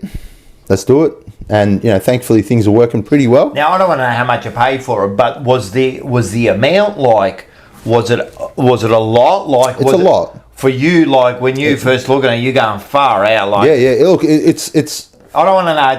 No. I'm not gonna say it, but it was a massive risk. Yeah, okay. It was a big risk. Because you're buying an established business, and it's hard to get a loan for a businessman. Because they've got to see they got to see. So I was in strife. So for me, it was all right, let's have a crack at this. Let's do it. And I've invested all my time into it, and I've got someone great working with me as well. Dwayne is one of my closest friends. He works there as well, and now I've got my own wine, and this Christmas I plan on going pretty hard. Every Christmas I do a little giveaway. 12 days of Christmas I give 12 things away. Good. And I love getting amongst the community, and believe it or not, the community aspect is what. It's fantastic. Yeah, I love it. And it's why we do things like this as well. 100%. It's the community we get from it, and you meet all these people from different walks of life, and I love what I do. So it's a Bottle in Pascoe Vale. Mm-hmm. What's the address? 18 Devon Road, Pascoe Vale. Right, so make sure you go down there, give him a bit of shit about it. Absolutely. Give him a bit of shit about the Blues and everything. All sorts of stuff. I'm sure. Mate, I get Collingwood fans coming in. They don't even buy anything. They just stick their heads in, stick their finger up at me and say, "Go Pies and get out." I love it. Get out of here, you dog. You're getting noticed. That's the main thing. Look, and like I said, it's all about community. And it's all about. I ran a business for 14 years, right? Mm-hmm. Well, so I understand. That far out, man. I have all respect for you, man. Because people go about businesses, they say, "Oh, it's great, man. You can work whatever you want. You make it. You could got tax deductions." First of all, I got to work every fucking day. Every day. Right? Then I'm going to go home and work. Right. I get no time off. Right. If I'm lucky, and the other thing, because when I started my train business, I went from that to that. Right. And then I was working, and when I used to go on a holiday for when I was working on my own, I used to take 2 weeks off a year. I used to go camping. I love camping, right? Used to go camping. The first week was I used to go for about 10 to 12 days camping, right? With my mates. We always go down the Murray, Southern 80. Always go down for the Southern 80. We spend 12 days there. Now I'm lucky because my missus loves camping, so it makes my life easier. She's more hardcore than me, mate. Man, I've seen her she loves fishing, man. She cuts those fishes. That's awesome. A freak, mate. That's awesome. Anyway, the first week was fine. Second week, already thinking about my customers. Yeah. It was killing me, mate. Yeah, it's hard. And then I end up working as a train driver. It's completely different now. It's just different. But mate, the amount of time and then the rewards They're not as Yeah, the financial rewards aren't what you think you are, because people go, "Oh, you're making all the right." The ones that do the expenses, man, I'm making less than you. Yeah, you know, when I first went to start my business, I went to go and see this accountant, right? Because my mate was a plumber, and he goes, "Go and see this bloke," you know. So I went to him and I brought him all the numbers, and he goes to me. He looks at me and he goes, "What do you want to do?" And this, you know, like, well, what do you want out of it? This and that. And he goes, "Do you understand that once we do all these numbers, you're making less than what you're doing here?" Yeah. And I'm going, "I don't care," you know, like. So it can't be about the money initially. Nah. Initially. See, you made a good point. You're not going to make as much money as you were. Yeah. But the flip side of that is, you know what? No one can tell me what to do. No. And if I'm going to make a wrong decision, it's you. It's all on me. And you know when you make a good one, like, it's all on me. Yeah. You know, so it's that's the flip side. You know, there's nobody in my ear. There's no one managing me. I don't have to answer to anyone. Yes, I'd love to be earning an extra, 300 grand a year, but you know what? Like, I really like where I'm at. I like what I'm doing. I like, I've still got plans. I've got things to, do in the shop, and so yeah, I'm in a good spot. I love what I do, and I'm telling you now. I'm telling you now to everyone, and I know this is hard to do. If you can love what you do, mate, forget about the money. It's the most important thing. You know, it's very, very important. And not many people can do that. Yeah. Not many people can do that. Well, it's a luxury. It's a luxury to be able to love what you do and do it. Yeah. And source an income out of it. Yeah. That's a luxury. Yeah, that's, 100%. So I'm super grateful for that, and I'm very lucky to be able to do something that I didn't know if I'd like it or not. Yeah. And I'll tell you now, again, if it wasn't for the community, I'd probably be like, nah, this isn't worth it. But honestly, man, the conversations you have with people day to day, and you start to build relationships with these people. 100%. So. No, it's good, man. I love it. I want to touch on what you do, though. What do I do? Because you drive trains. Yeah, I do drive trains. Right? Trains is funny, you know why? Because you can be in a room full of people, and as soon as you say you're a train driver, everyone's fascinated with you. Yeah. You're going to have all sorts of jobs, and they're fascinated with train driving. Yeah. Well, I think especially for men, we've all kind of wanted to drive a train. Yeah, I never really wanted to drive a train. Nah, I had no idea. I had no idea. I just wanted to do something, and this just fell in my lap, probably the best career move I did. Really? Yeah.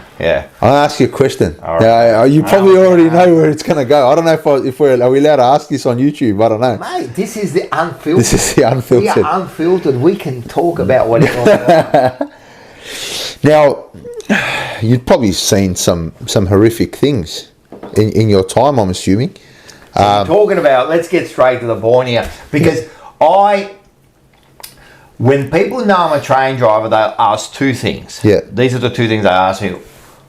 What line do you drive? Yeah. Right? And then they'll ask, have you had a fatality? Yeah. That's what they'll ask me always. Have you had a fatality? I've had two. Two. Yeah, I've had two fatalities in my career. They reckon every 7 years you'll have a fatality. Well. On average, How many years have you been doing this for? 14. So I've had. So you've had on the average. But the first one was right at the start. Well. And the other one was about 3 years ago. Okay. So how did you talk me through? No, I don't want to know how it happened. Obviously, you know how it happened. There's certain things I can and I can't talk about with things, because there could be someone listening that have had one. All right. So but I can tell you about my experience. Okay. So how did you deal with that? So dealing with it is very funny, first of all, there are 1.5 fatalities a week on the rail. Well, so it's about crazy. 80 or 90. So there's more than you think, So they happen a lot. Well, they happen a lot. So I hear one almost on a weekly basis. I hear there was one in Pascoval a few weeks ago. Yeah. So they're pretty common. So sometimes I'm driving while I hear the emergency calls come through, and I know a lot of the people. And some people have had 15, 16 fatalities, and some people have had none in 40 years. Wow. So is it unlucky or is it lucky? I don't know. Yeah, well. Either one, But it's something you get trained for in a way. So when you first go through, you do classes, they get you through and they make you understand that there is a chance of it happening. right? Yeah. Most likely, and then they give you tools of how to deal with it. Then everyone deals with it differently, you know what I mean? So my first one, when I worked on I was still in training when I did it. Wow. You know, and it happened, and the first one and second one are completely different, but the first one was pretty much a young guy ran in front of me, braced himself, and just... And you're seeing that happening. So you see that. Fuck. Yeah, so you see that. So how do you deal with that? So it's funny, everyone deals with it differently. So, and then sometimes, like, you know what's funny? If you talk to the rail people, like, sometimes we'll joke about it, right? So, this happened, blah, blah, blah, blah, blah. Yeah, guess what? I had some time off. Straight away, I went on holidays, I needed a break anyway. We'll say things like that, It's a way for us to deal with it because we're the only ones that deal with that. Yeah. And we're the only ones, like, I remember the first one I was speaking to the ambulance lady, and she came up and she goes, "Oh, how you going?" I'm going, "All right." And I said, "Mate," I said, "you're the one that's got to go back and have a look at it because I don't want to look at it, Yeah. And she goes, no. She goes, "We see the after effects, but we can't understand what you guys go through because you actually see it happening. We don't see it happening, So do you try to lock the brakes? No. So you put on the brakes straight away. Okay, yeah. But there's nothing you can do. I'll tell you something about brakes, right? Yeah. This is what happens to a train. A train's pretty heavy, right? Yeah, of course. So if you're doing 80 k's, it takes you about 400 to 500 meters to stop a train. So there's no chance. Yeah. There's no chance. So if anyone thinks they can get in front of you, you're not gonna survive. Yeah, well. Government sweeps the problem under the carpet. It's not that much the government, like, they don't publicise suicides. Like, they don't. No. So it's a good thing. You know what I mean? So it's one of those things. But when it happened, you go through these many degrees of like grief. So the first one is anger. Yeah. And then you get sad. And then you get like into a depression, and then you kind of get out of it. So there's these degrees. Yeah. Like when I was going through training. I'm going to tell you something. The first thing that I thought when it happened, and the first thing I thought, because it's very hard to get through your training in train driving. So at the time it was 18 months. You have 10 assessments, you have 10 like written tests. I mean, it's tough, and you got only 3 strikes and you're out. So if you stuff up a drive, you stuff up a test, you're gone. And then so you do about 4 weeks of a particular line and then you've got to be tested on it, and we've got to know every station, almost every signal, every curb. We've got to know all the safety about it. What if this happens? What if that happens? There's a lot to learn, like signalling. There's a lot to learn. So when I'm going through, I was going about 2 weeks into this particular line, and then all of a sudden it happened. The first thing I thought was, they've stuffed up me training. Oh, wow. Because I'm in this routine trying to get it. So that's the first thing I thought, So then you get time off, and then I had to quickly get back into it and go back into training. So how long do they give you off? So as long as you want. Okay. But I mean, when I say as long as you want, Reasonable. You can't take years. Yeah. So if you're taking years, it means that you're not up to it. You know what I mean? But you say, and you get a small payout. And then people go, "Oh, you get a small payout." I'll explain to you the payout too. Is you get a small payout because years ago, right? People used to have no payout and come back to work too early. Okay. And they've got problems, And you've got to be alert when you drive. Yeah, of course. Right. So now you become a victim of crime. So they give you a payout because you end up losing money. Yeah. Because you don't do overtime, and then people live. So there's a reason for it. And then what happens is then you can take your time off, recover, and get back into it. You know what I mean? Yeah. So it's difficult. It's difficult, but I kind of try to. If I say it didn't affect me, you'd be lying. Yeah. I'll be lying. It would affect almost everyone. But then it also depends on what kind. Like I've heard some gruesome ones, and then there's some that. There are some drivers that have it, don't even know they've had it. Wow. They get contacted when they arrive and they go, "Do you know this happened?" Wow. Yeah, so there's all sorts of things, So that's you kind of learn. And the way I say it's a great job, so I can't let it affect me. What affects me is knowing that someone's got themselves in that position to do it. Yeah. and some of them are young. Yeah.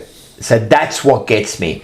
But I try not to think about it, because I think of myself as I am also the victim. Like, I can't do nothing about this. Yeah. Because I'm at the front, it's no different to you being behind me in the passenger. Yeah. The only difference is I've got the control in my hand. Yeah. But there's nothing you can actually do. There's nothing. I've got to think about it like that. It's not of me. Of course, no. It's not me. No, and I don't think anyone would ever put the blame on the driver themselves. No, and a lot of people actually forget about the driver. Yeah, well, that's the thing. I, until I knew you were a train driver, I never really thought about that, right? Yeah. Like, it's like you see it happening, and you always think, that poor person, what were they going through and all that. But then, what about that poor train driver? And no one thinks about them, because they happen and they're doing the job, and they got to move on with it, and so be it. So no one, and they always think about the victim. But we are the victim also. Of course, everybody on that train, anyone that sees it, anyone that is a victim, unfortunately. Yeah. Well, hey, man. Respect, man.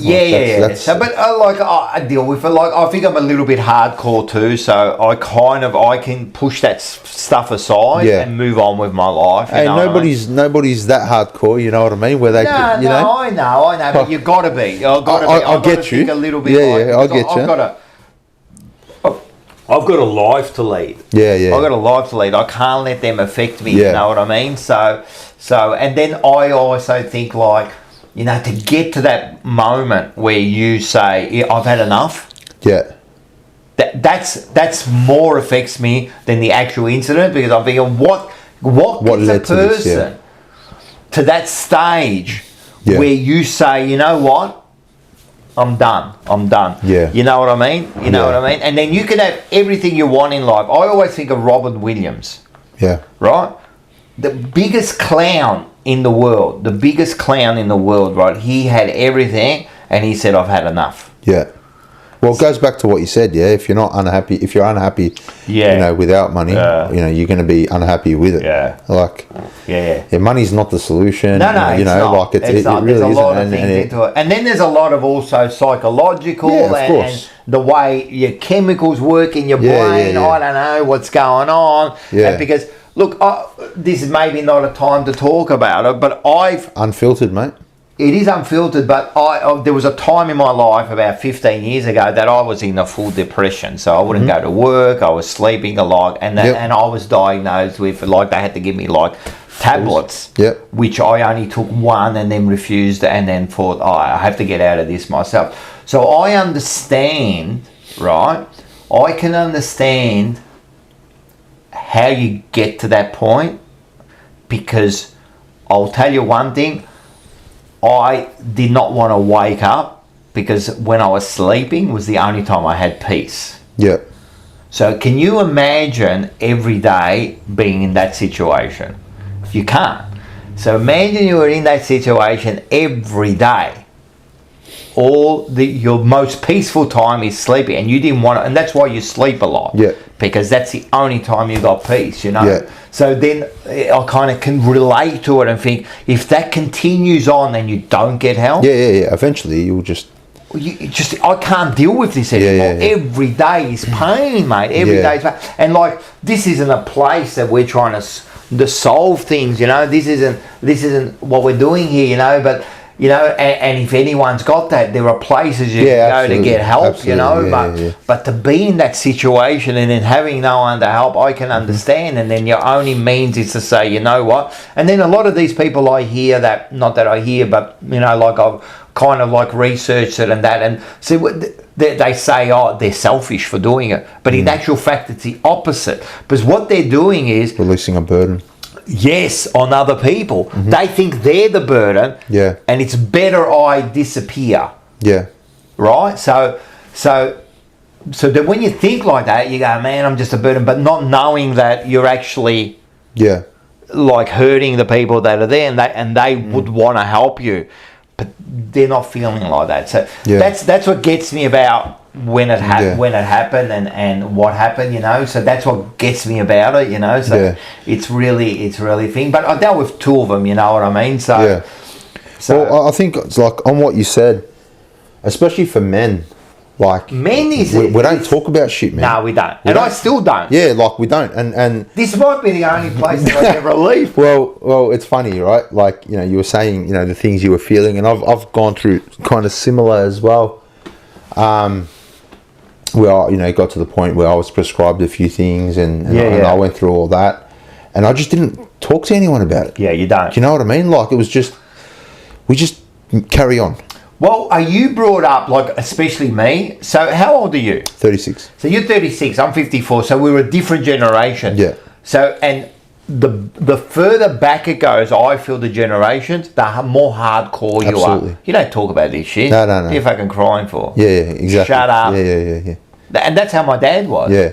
And I feel sorry for him. Yeah, because they would have He been was going sad, through it as mate. well. The first time I saw my dad sad was when my mum got sick. Yeah. I've never seen my dad cry. Yeah. The fuck are you crying for? And he was crying. He was like, he was in his 70s and that. Yeah. And he was crying. Yeah. My dad went through a horrendous life, man. He lost two daughters and a wife before he met my mum. That's crazy. But this bloke went through hell and back. And always worked 2 shifts to get his family. And then one day, I've never seen him cry. It was hardcore, mate. Yeah. How am I supposed to be brought up? Yeah. I see that every day, you know? Yeah. So I get brought up, and then even if people say to me, like, oh, you know, Rocco, you're like this and like that, man, I turn around to them and say, you got no fucking idea about me. Yeah. You don't know what I went through. Yeah. You got no fucking idea what I went through, how to get there. And this is why when now you got me on the rant, and this is why when you get young people, right, they go, oh, but you know, you should call me this pronoun. Shut the fuck up, mate. You don't know what we went through. Exactly. And all of a sudden, in the moment, we have to change. Exactly. Right? Yeah, what about what we've been through? Yeah. How I've been brought up. But it's not about us. It's not about. It's not about that. Me. It's about me. And that's what it's about and now. that's me culture. That's what I call me culture. That's 100%. Everyone's about self. Of course, it's about you, and they're not thinking back. You don't know what I've been through. I'm not saying I've had the hardest life. I love my parents. I've been for a good.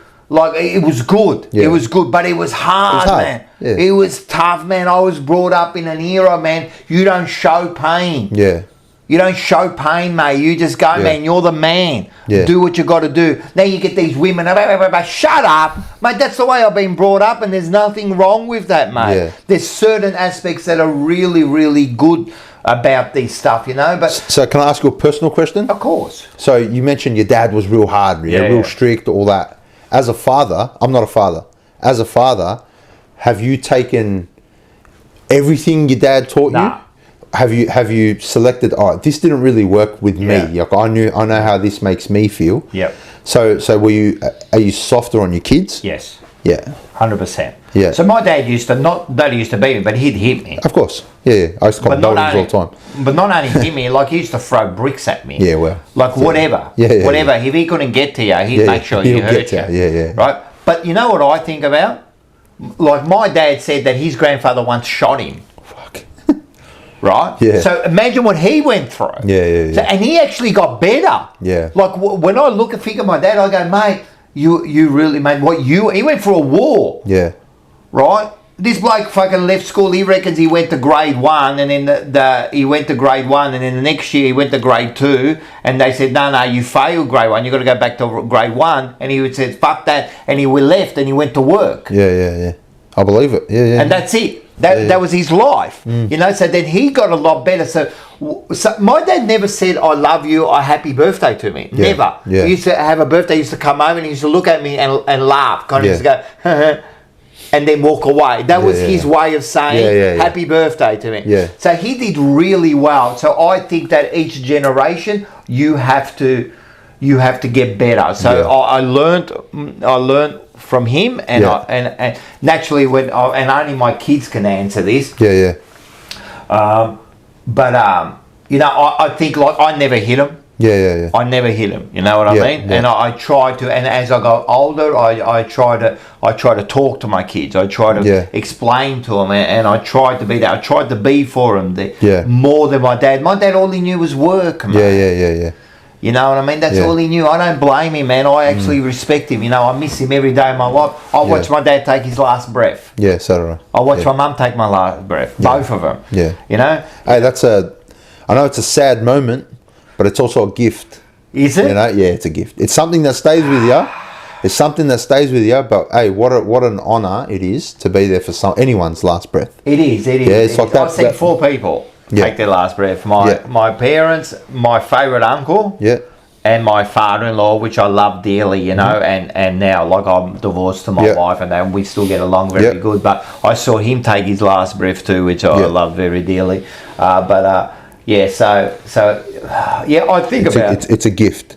I'm telling you, like, it's so sad and it sticks with you forever. And I think the last breath. I think about watching my dad pass away, like, all the time, right? Like, I think about, like, my dad was my best mate, yeah. Like I said earlier, he died at 49. I was 30 years old, 29 years old I was. And I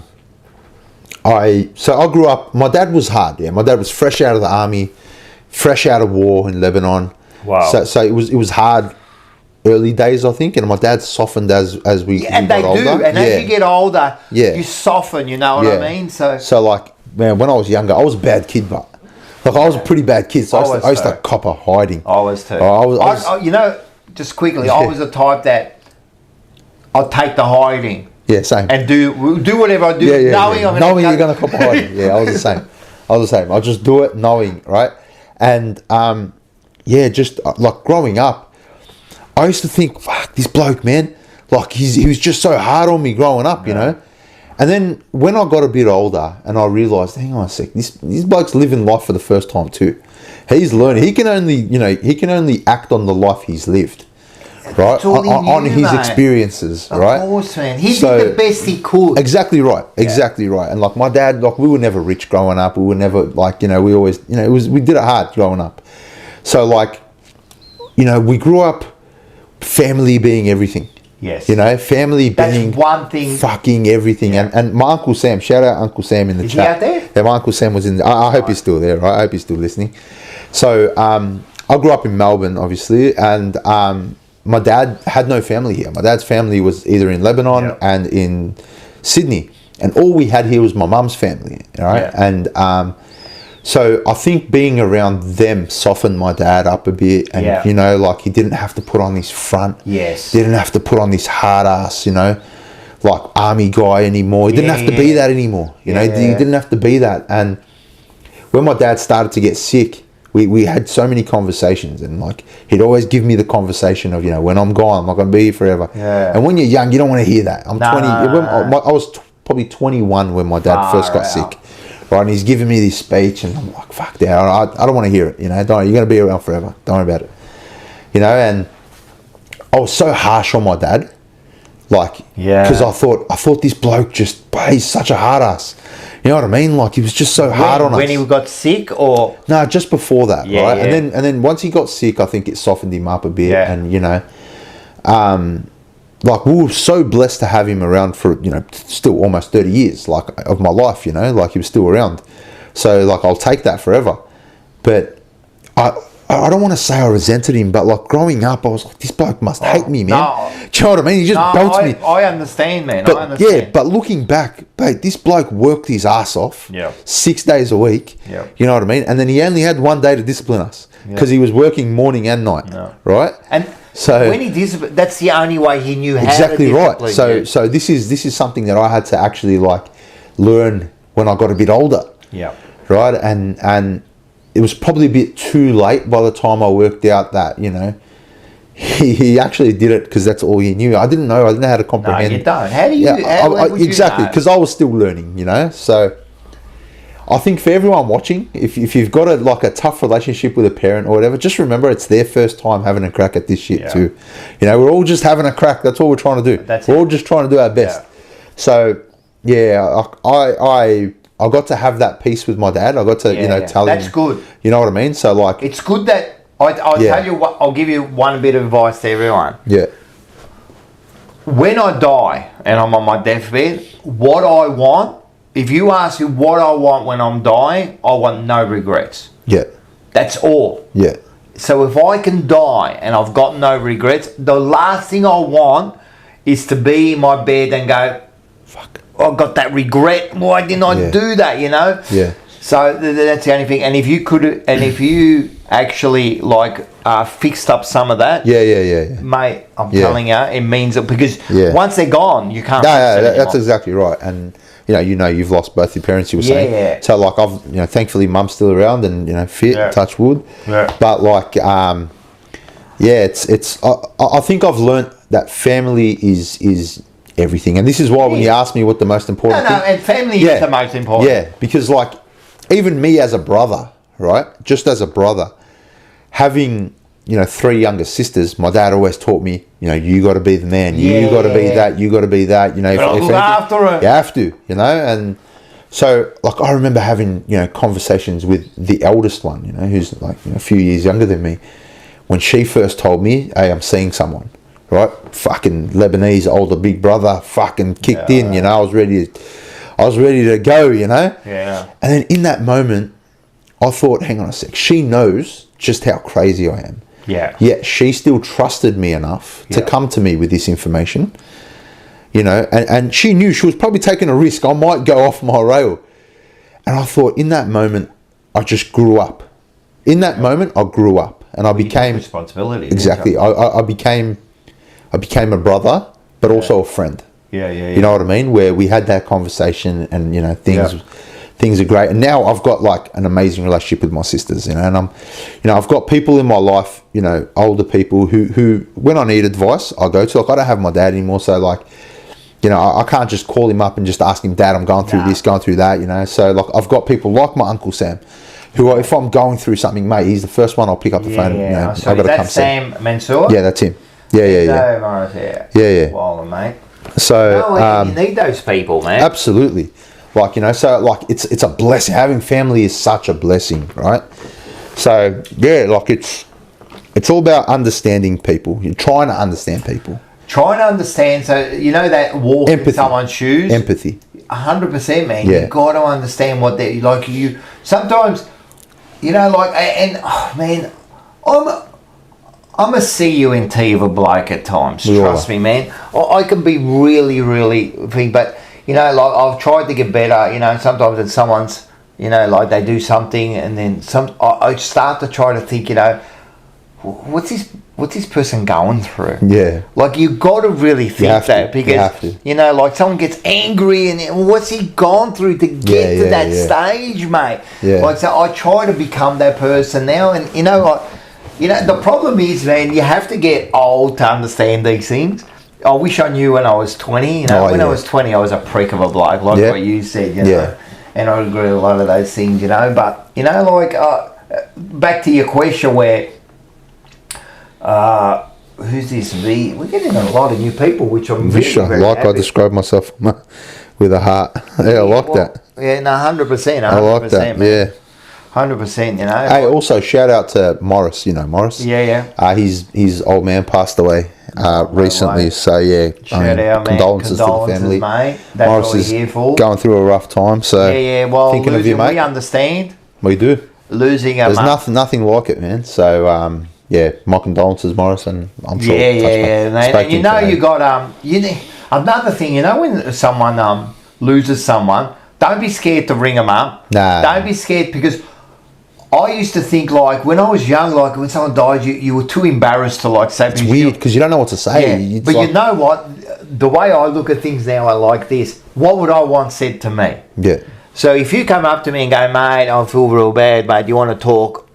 I'm thinking, well, why can't I do that now? Yeah. So I try to think what I would like. Yeah. And it's all right to go up to someone absolutely. and have a chat about it, because we've all been through it. I think we all kind of don't want to... It's always an awkward, like, how often do I call? How often can I call? Yeah. You know what I mean? So, like, I think the most important thing in a friendship, and sometimes it's unspoken, but it's nice to speak it. Yeah. Mate, if you need anything, I'm here. I was going to say... That's it. And you say, like, that I'm there, mate. If you need something, talk to me, And I just had a friend now, speaking to him yesterday, like, he had the worst year, But, and he could have, I think, he hasn't really told me everything, because he said, I wanted to be, but he kind of gave me a little bit of information the last few days. So I think he had the big C cut out. He didn't want anyone to know. And that was my words to him. Yeah. Okay, mate, we're going to catch up, right? and he's we do a bit of artistic stuff together. So I said, mate, hurry up and get better because mate, we've got to do this stuff we've been dreaming about. You know? And he goes, yeah. And I said, and the last comment was, mate, you know I'm here if we need to talk. That's all I left it at. And you know what? Sometimes that's all someone needs to hear. And as men, I don't think we tell each other enough, hey, man, I fucking love you, bro. Yeah. You know what I mean? Like, we're so hard and 100%. We're so like, bro. You know how long it took me to say I love you to a bloke? Yeah. And that's a generational thing. Yeah. Now I go to, man, I love you, bro. Yeah. You know, and it's all right. But, you know, if I said that when I was young, what the fuck? Are you gay? Yeah. Like, and I use that word as when we were young, man, fag and gay, I don't care what anyone says, were meant differently. Yeah. You know what I mean? Yeah. But it was a bit like that. It was like, you know, mate, I don't say that. Yeah. But now it's very, like, look, you know, we've changed a lot, you know, over the years. The world's changed, man. Bro, if we don't, and this is something I say to people all the time, people close to me, and I'll just share it now. If we don't have each other's backs, who the fuck is going to look after us? No one. No one's going to have our backs. No. If we can't look after each other, we got no one. Yeah. So why not? Like, we're building a community here. You know what I mean? And this is what, like, let's go back to the blues and that, you know, and our little community that we built, and everyone that's on the chat now, Enzo and Peter Bluebagger and Seba and Gokhan and Blue Eyes and all of yous, man, that are on there now that have built this community. This is all about. Yeah, what's happened was that symbol has brought us together. Absolutely.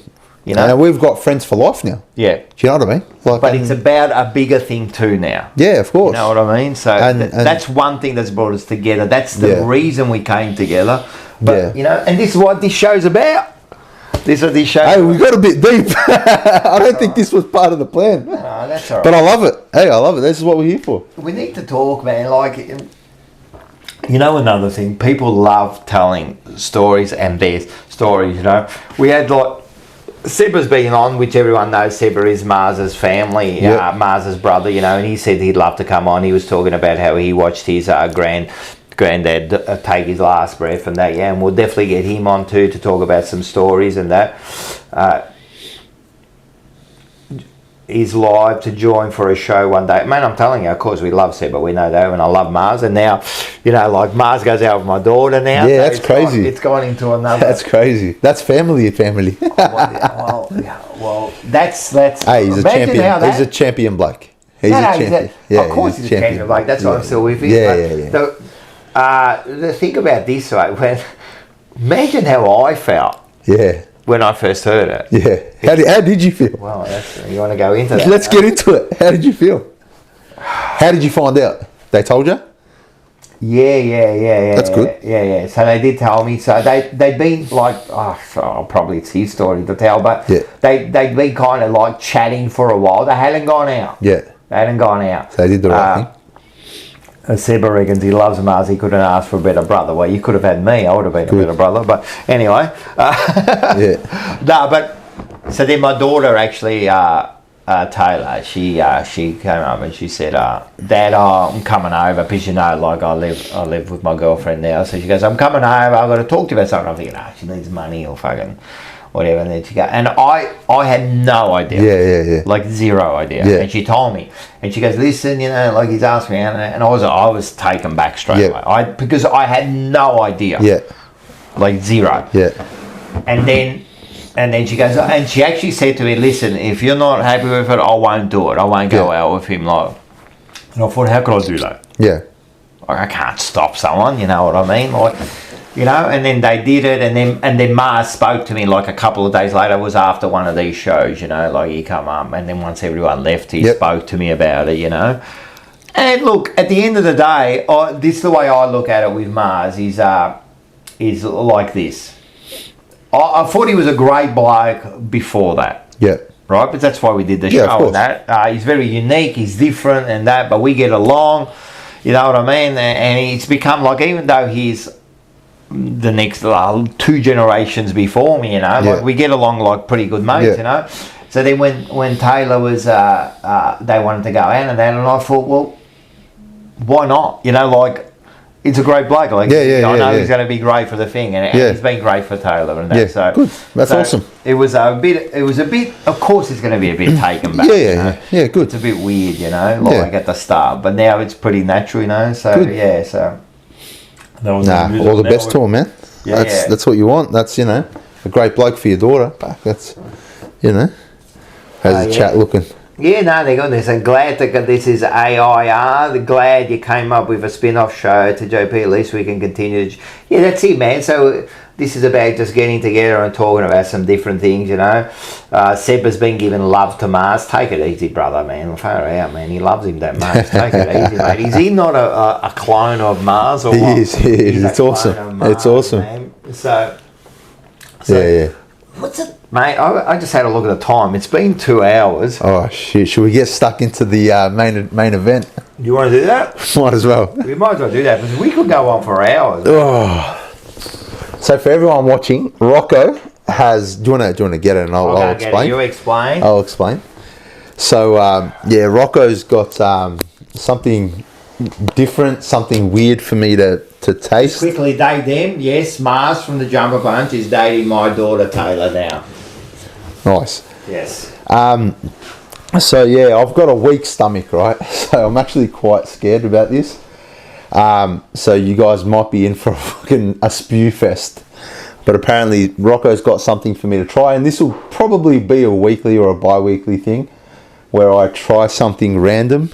Apparently he didn't want to leave it in here because it smells that bad.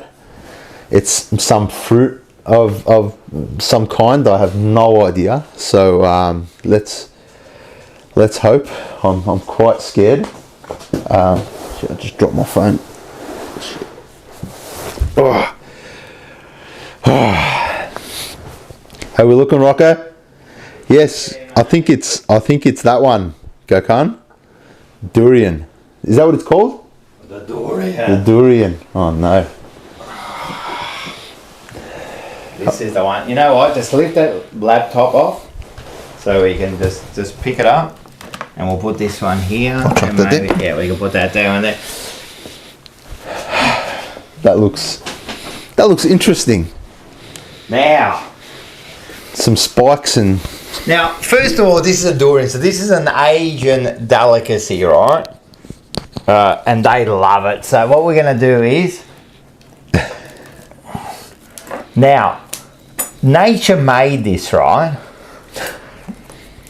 I'm scared. I'm so fucking scared. I hope can everyone see this? Oh, maybe we'll move this one out of the way. There you go. Now, there it is. That's how it comes out. I'm shitting myself. I've heard shocking things. Hold it. Hold it. Nature made this to say, don't fucking touch me, mate. Look how sharp that is. Bro, that'll kill someone. If that drops on your head, you're dead. You're dead. If this hits you, you're dead. Jesus. It's tough, man. And if anyone can say, man, I'm telling you, those spikes are just super, man. You can't hold them. That actually kills. It hurts. That hurts to hold. Look at this thing, man. Look at this thing. Jesus. It is just full of spikes, man. Nature made this and said, fuck off. Leave me alone. Do not touch me, right? Oh, no. And we sit there and we go, nah, we're going to bloody eat it. So there it is. Oh, no. People are telling me how bad it smells.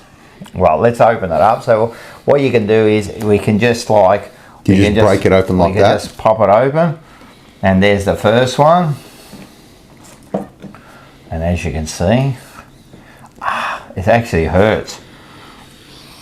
It's actually not that bad. No, yeah.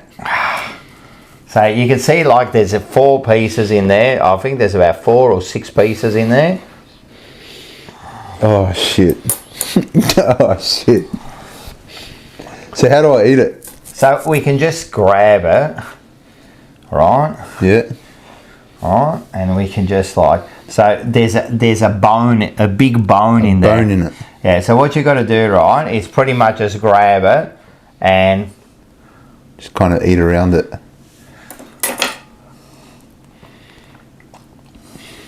That smells pretty bad. I'm just saying, it smells pretty fucking bad. So, you just want to grab it and then just take a bite out of it Like there, the man. side. Yeah, just take a bite out of it out of the side. Oh, that smells fucked up. Oh. It smells. Oh, Jesus. Bro, this is... Oh, no. Oh. Cup of squid! This is fucked. You gotta do it, man. Bro, I bring it here. My eyes are watering, Now, bro. This is that bad, right? That in Asia, right? Bro, my fingers are going to smell for 4 days. I should have worn I'm gloves. telling you, at hotels, they got a sign at the front. Bring durian inside. They won't let you bring it in, mate. They won't. Bro. Oh, all right, let's just fucking do it. I'm going to chase it with some Hennessy. Yeah, the room is going to stink for a week, man. I'm telling you, man. Oh, he's wielding himself up to it. Bro, this smells It fucking smells bad. bad. I'll give you the. So it smells a bit like gas, man. It's like a gas. Worse.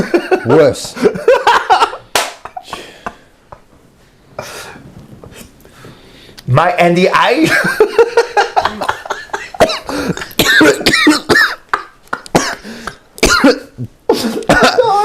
Oh, bro, get that bag just in case. I'm not even joking, get that bag. Oh. I haven't even tasted it yet. You can't even get it to his fucking mouth, mate. Alright, I'm just gonna do it. Alright, I'm just gonna pray. Let's do it.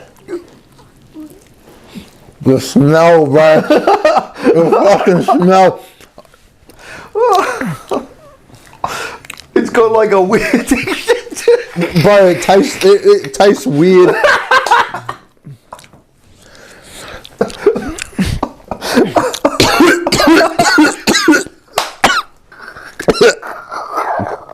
Oh, fuck me. The funny thing is, I knew this reaction was going to happen.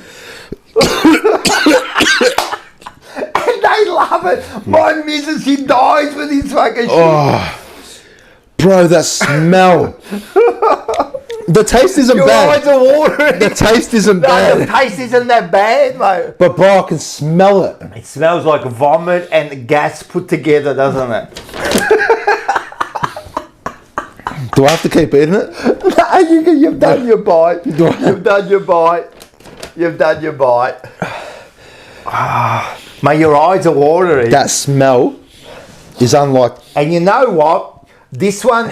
Can I wash my hands? Yeah, go. I need turpentine to wash my hands. Go wash it. I was going to say, this one here doesn't taste smell as bad as some of it. Just in there. Mate, that was, just in the bathroom. That was a bloody unique experience I just saw there, man. That was funny, man. I'm dying here, man, because you got no idea unless you smell this, man. It is one of the most unique smells. As I said, in Asia, in Thailand and Bali, 99% of hotels will not let you bring it into the hotel. There are signs that says no durian is allowed. So that's how bad this smells. But the taste isn't as bad as you think. It actually doesn't taste that bad, but it's the smell that gets you, man. And I'll tell you another thing. It's expensive, man. It's expensive, man. So what I'll do is I'll bring it back into the kitchen because please, bro. This smell. Fuck, that was funny, guys. 0 out of 10. Do not recommend. That was not cool, man. I could still smell it in here.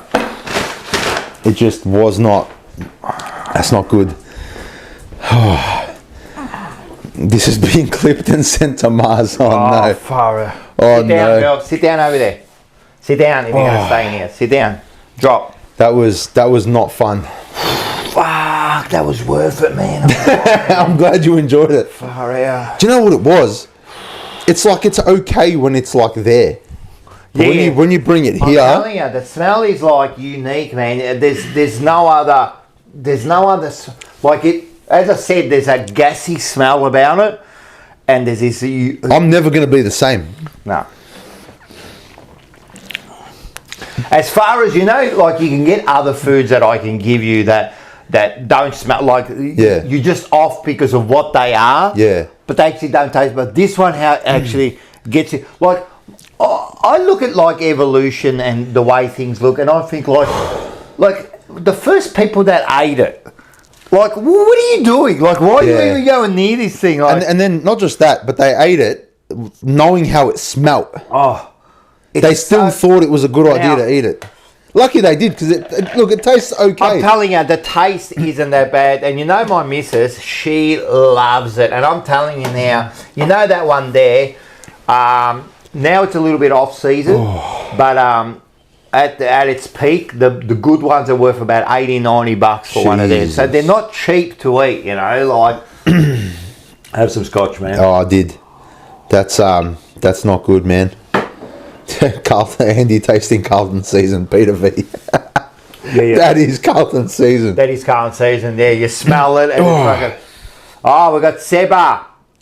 I was going to do next week. I'm going to have a clip. I want to do a funny noise every time if I can get like a thing. But we got Seba with $2.99. Thanks. Great show, guys. Fucking that funny, Andy. Mate, and next week, if you want, you can reverse it to me. I'm going hunting. I'm going to pay you back. I don't know what I'm getting. I'm going to go to the dirtiest shop I've ever seen. As soon as you said, like, we'll do this food challenge, I go, mate, I know straight away. Man, I could have given you chicken feet. I could have given you tripe. I could have given you, like, a million things. But I'm thinking... I'm hot. I feel hot. I'm telling you, man. It's that will turn people. I'm telling you, durian is just an amazing thing, man. I'm glad we did that. That was fucking funny, man. I'm funny. Look, I'm glad I did it too. That was... fermented fish, that's another one, mate. I'll tell you one thing, like I love my girlfriend and that, but I thought that we eat some shit. Mate, they can eat some smelly, shitty fucking fish shit that, like, I just go, man, I can't do it. Yeah. I can't do it, man. Like, my missus is the best, man. We'll go for a walk, right? And she'll see something, like on a tree. There you go, what the fuck? And she'll climb it. And she'll start picking this. I mean, what the fuck? You know, once, man, I'm there and she's a great cook. My missus is like like a chef. When she cooks, she puts the love. Sorry, bro, I can still smell it. Yeah, it's fucking me. Yeah, sorry, it's bro. bad. I'm just sitting quiet. I'm just trying to. No, it's bad, man. I'm telling you, I'm used to it now. But I don't eat it a lot. Like I rarely eat it, but she'll eat it. You know. Yeah. One day I'm eating these things and we're eating, and I'm eating these crunchy things. You know. And she goes, you like them? And I go, yeah, they're sick. What is it? And she goes, you know the roses at the front? She goes, yeah. And she goes, yeah, they're like chip roses, you know.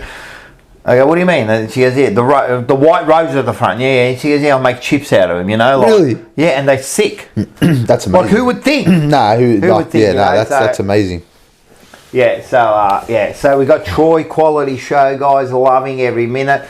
Appreciate that, man. If I need to die every week for a bit.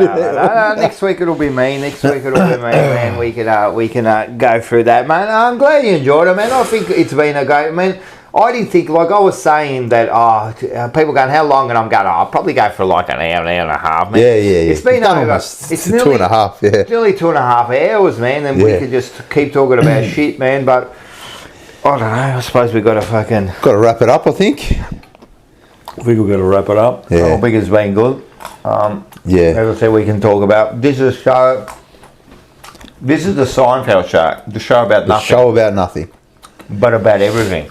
Hey, thanks for everyone for tuning in. And honestly, like we came into this with pretty zero expectations.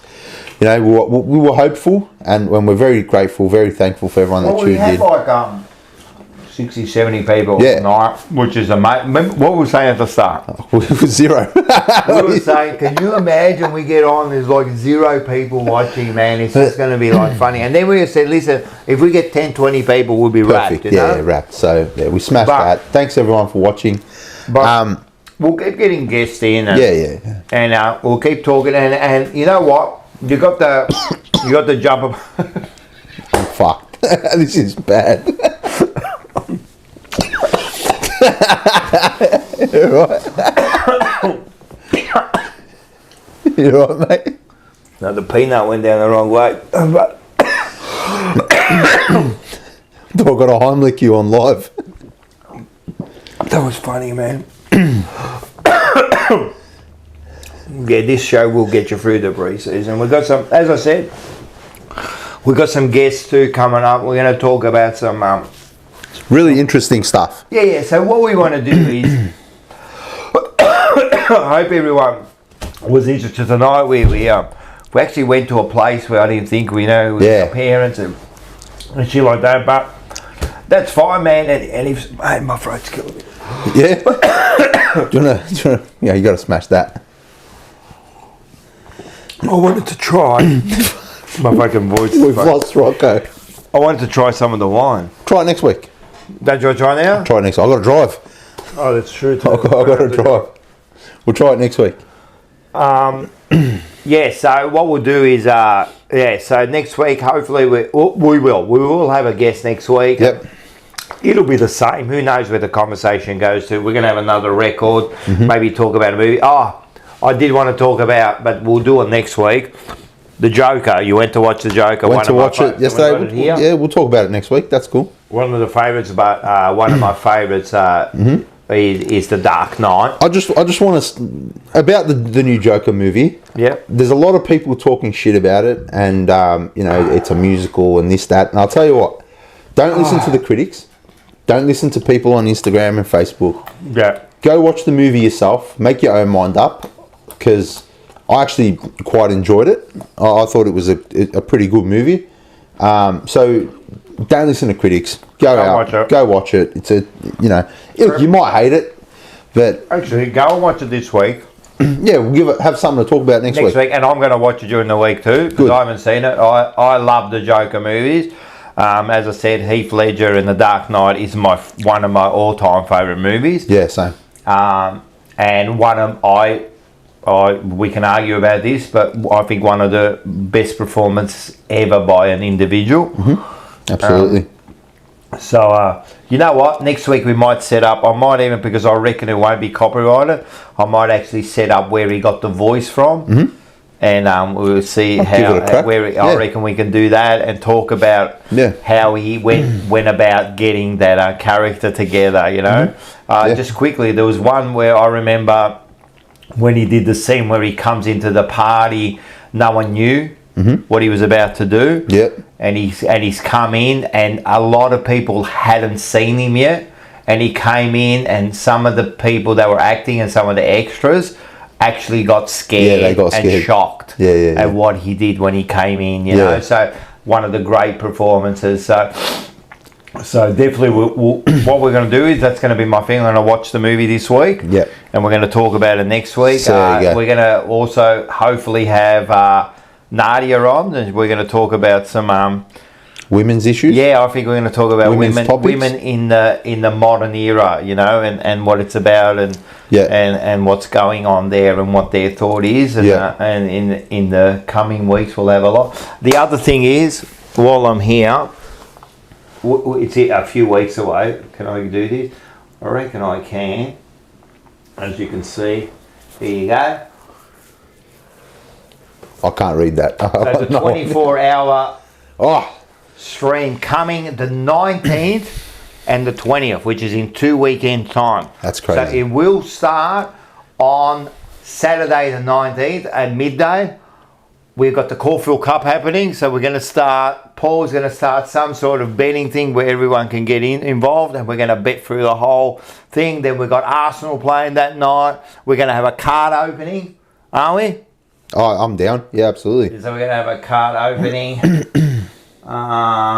we're back to us. We're going to have a card opening, so just make sure that you'll catch that. So that's in a couple of weeks' time. The Monday Blues will be there throughout the day. Monday Blues are definitely going to come in and out. We'll You don't sleep at night, so I reckon we're going to see. I don't sleep, so I'll be there past midnight. Yeah, it's going to be funny, man. We're going to have a bit of a chat. Yeah. Everyone's going to be coming through. We're going to do all sorts of challenge. I think we're still going to do it. I'll be eating a whole pavlova. Mars wants to eat 30 junior burgers in half an hour, so we'll see. And then Paul's going to eat some fruit. So I don't know what we're doing to each other. Should make him eat some of what I just ate. We are. So what we're going to do is we're going to build up his thing to the Dorian at the end. You know. Yes, Carl's. Yeah, no, you are most welcome to. We'll get in contact. You are most welcome to come down and you deliver some food. Yeah, I'll be happy for that. Shout out Georgie in the chat.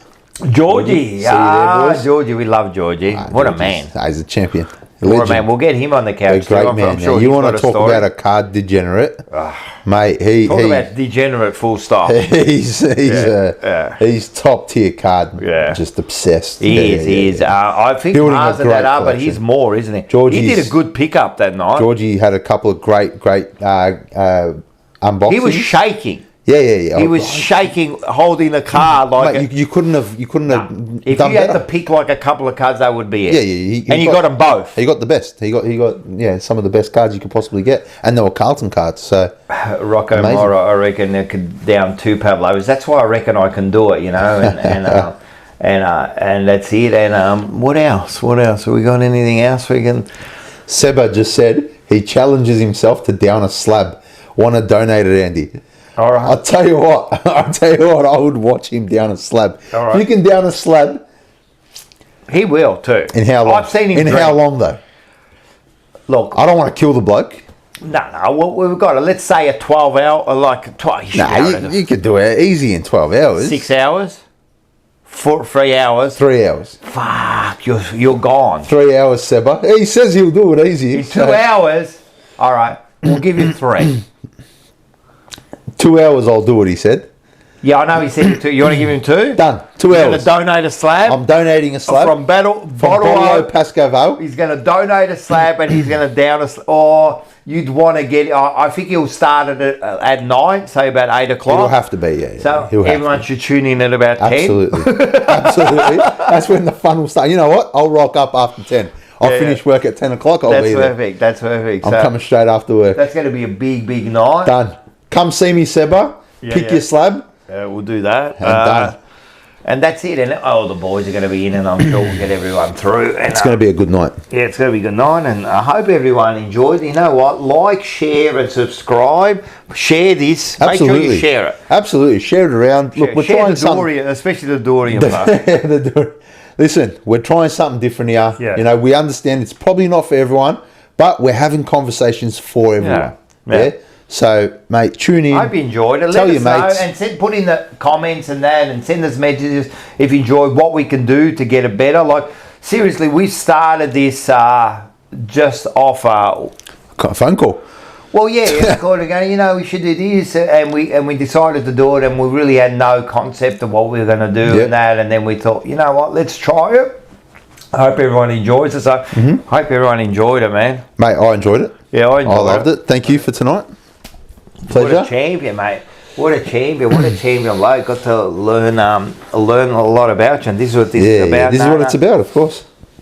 No, it's been really good, man. Like, I'm really, it's got a flu too. I loved it. It's gone quick, and that's how you know you're having a good time. Yeah, no, 100%. As I said, this could become. I don't want to Joe Rogan. myself to Joe Rogan, man. He is the king of all kings, you know. But this could be the Joe Rogan of Reservoir, mate. And we could fix up all the problems of the world, you know. And as I said, like we're Blues supporters. You know that. We love our Blues. We're sick Carlton fans. Fucking sick, man. Don't start on that shit, mate. They're probably one of my. When you asked before, what's the most important thing? You know, the Blues is up there. I'll tell you what, absolutely. I didn't go to my sister's 30th birthday, so I can watch Carlton versus Brisbane. Well, I my whole life rotates around fucking around the Blues. You know, when they're playing, I miss out on work. I do everything to go and see them, and they really can't do. They can do bad, but they really can't do no bad to me. You know what I mean? I love that symbol, that thing. So and that monogram is everything, mate. At the end of the day, so. And Rocco, he's already forgotten about how shit the season wasn't that shit. It kind of finished off bad at the end, but it wasn't that bad, you know. But it wasn't like an absolute disaster. But I hope that's all we can do is just change a few people's minds, and that's it. And again, if you got any ideas, let us know. And we will talk about it. Like, seriously, we came into this. We had no idea what we were talking about. We had no idea. We had the record, we had the Dorian. Yeah, that's all we had. That's all we had. The rest of it we didn't know. So I didn't know we were going to go into all this other shit. Yeah, so, and that's it, man. It's been 2 hours and a half. I think it's time to call it. To go, yeah, I reckon. Done. I reckon. Again, thank you very much. Thank you, everyone, for tuning in. Thank you for tuning in. See you next week. Just remember, this is Rocco and Andy Unfiltered. And I think we came up with this catchphrase at the end. This is where the conversation begins. That's right. I like that. I like it. All right, everyone. Let's go. I'm going to fucking have a look. Have I got I can't see shit. All right, we got it here. All right, guys. Thank you very much. I was going to say go Blues. Go Blues. We can say go Blues. We can say go Blues. All right, go Blues. Go Blues. Let me make one thing clear. I don't care how important you are to me. The moment you make it clear not important to you, you become a stranger to me. I've learned that loyalty is everything. If you can't see my worth, then you have no place in my life. I don't waste time on people who don't value me. Respect is earned, not given. And I give respect to those who deserve it. But the moment you show me that you don't care, you lose my respect, you lose my trust. People come and go. I don't have time for games. Or for people who think they can treat me any way they like. Simple. You respect me, I respect you. You stand by me, I stand by you. But if you decide to walk away, don't expect me to follow. So, if you're in my life, remember this. It's a privilege, not a right. I won't beg for attention. I don't chase after anyone. I focus on those who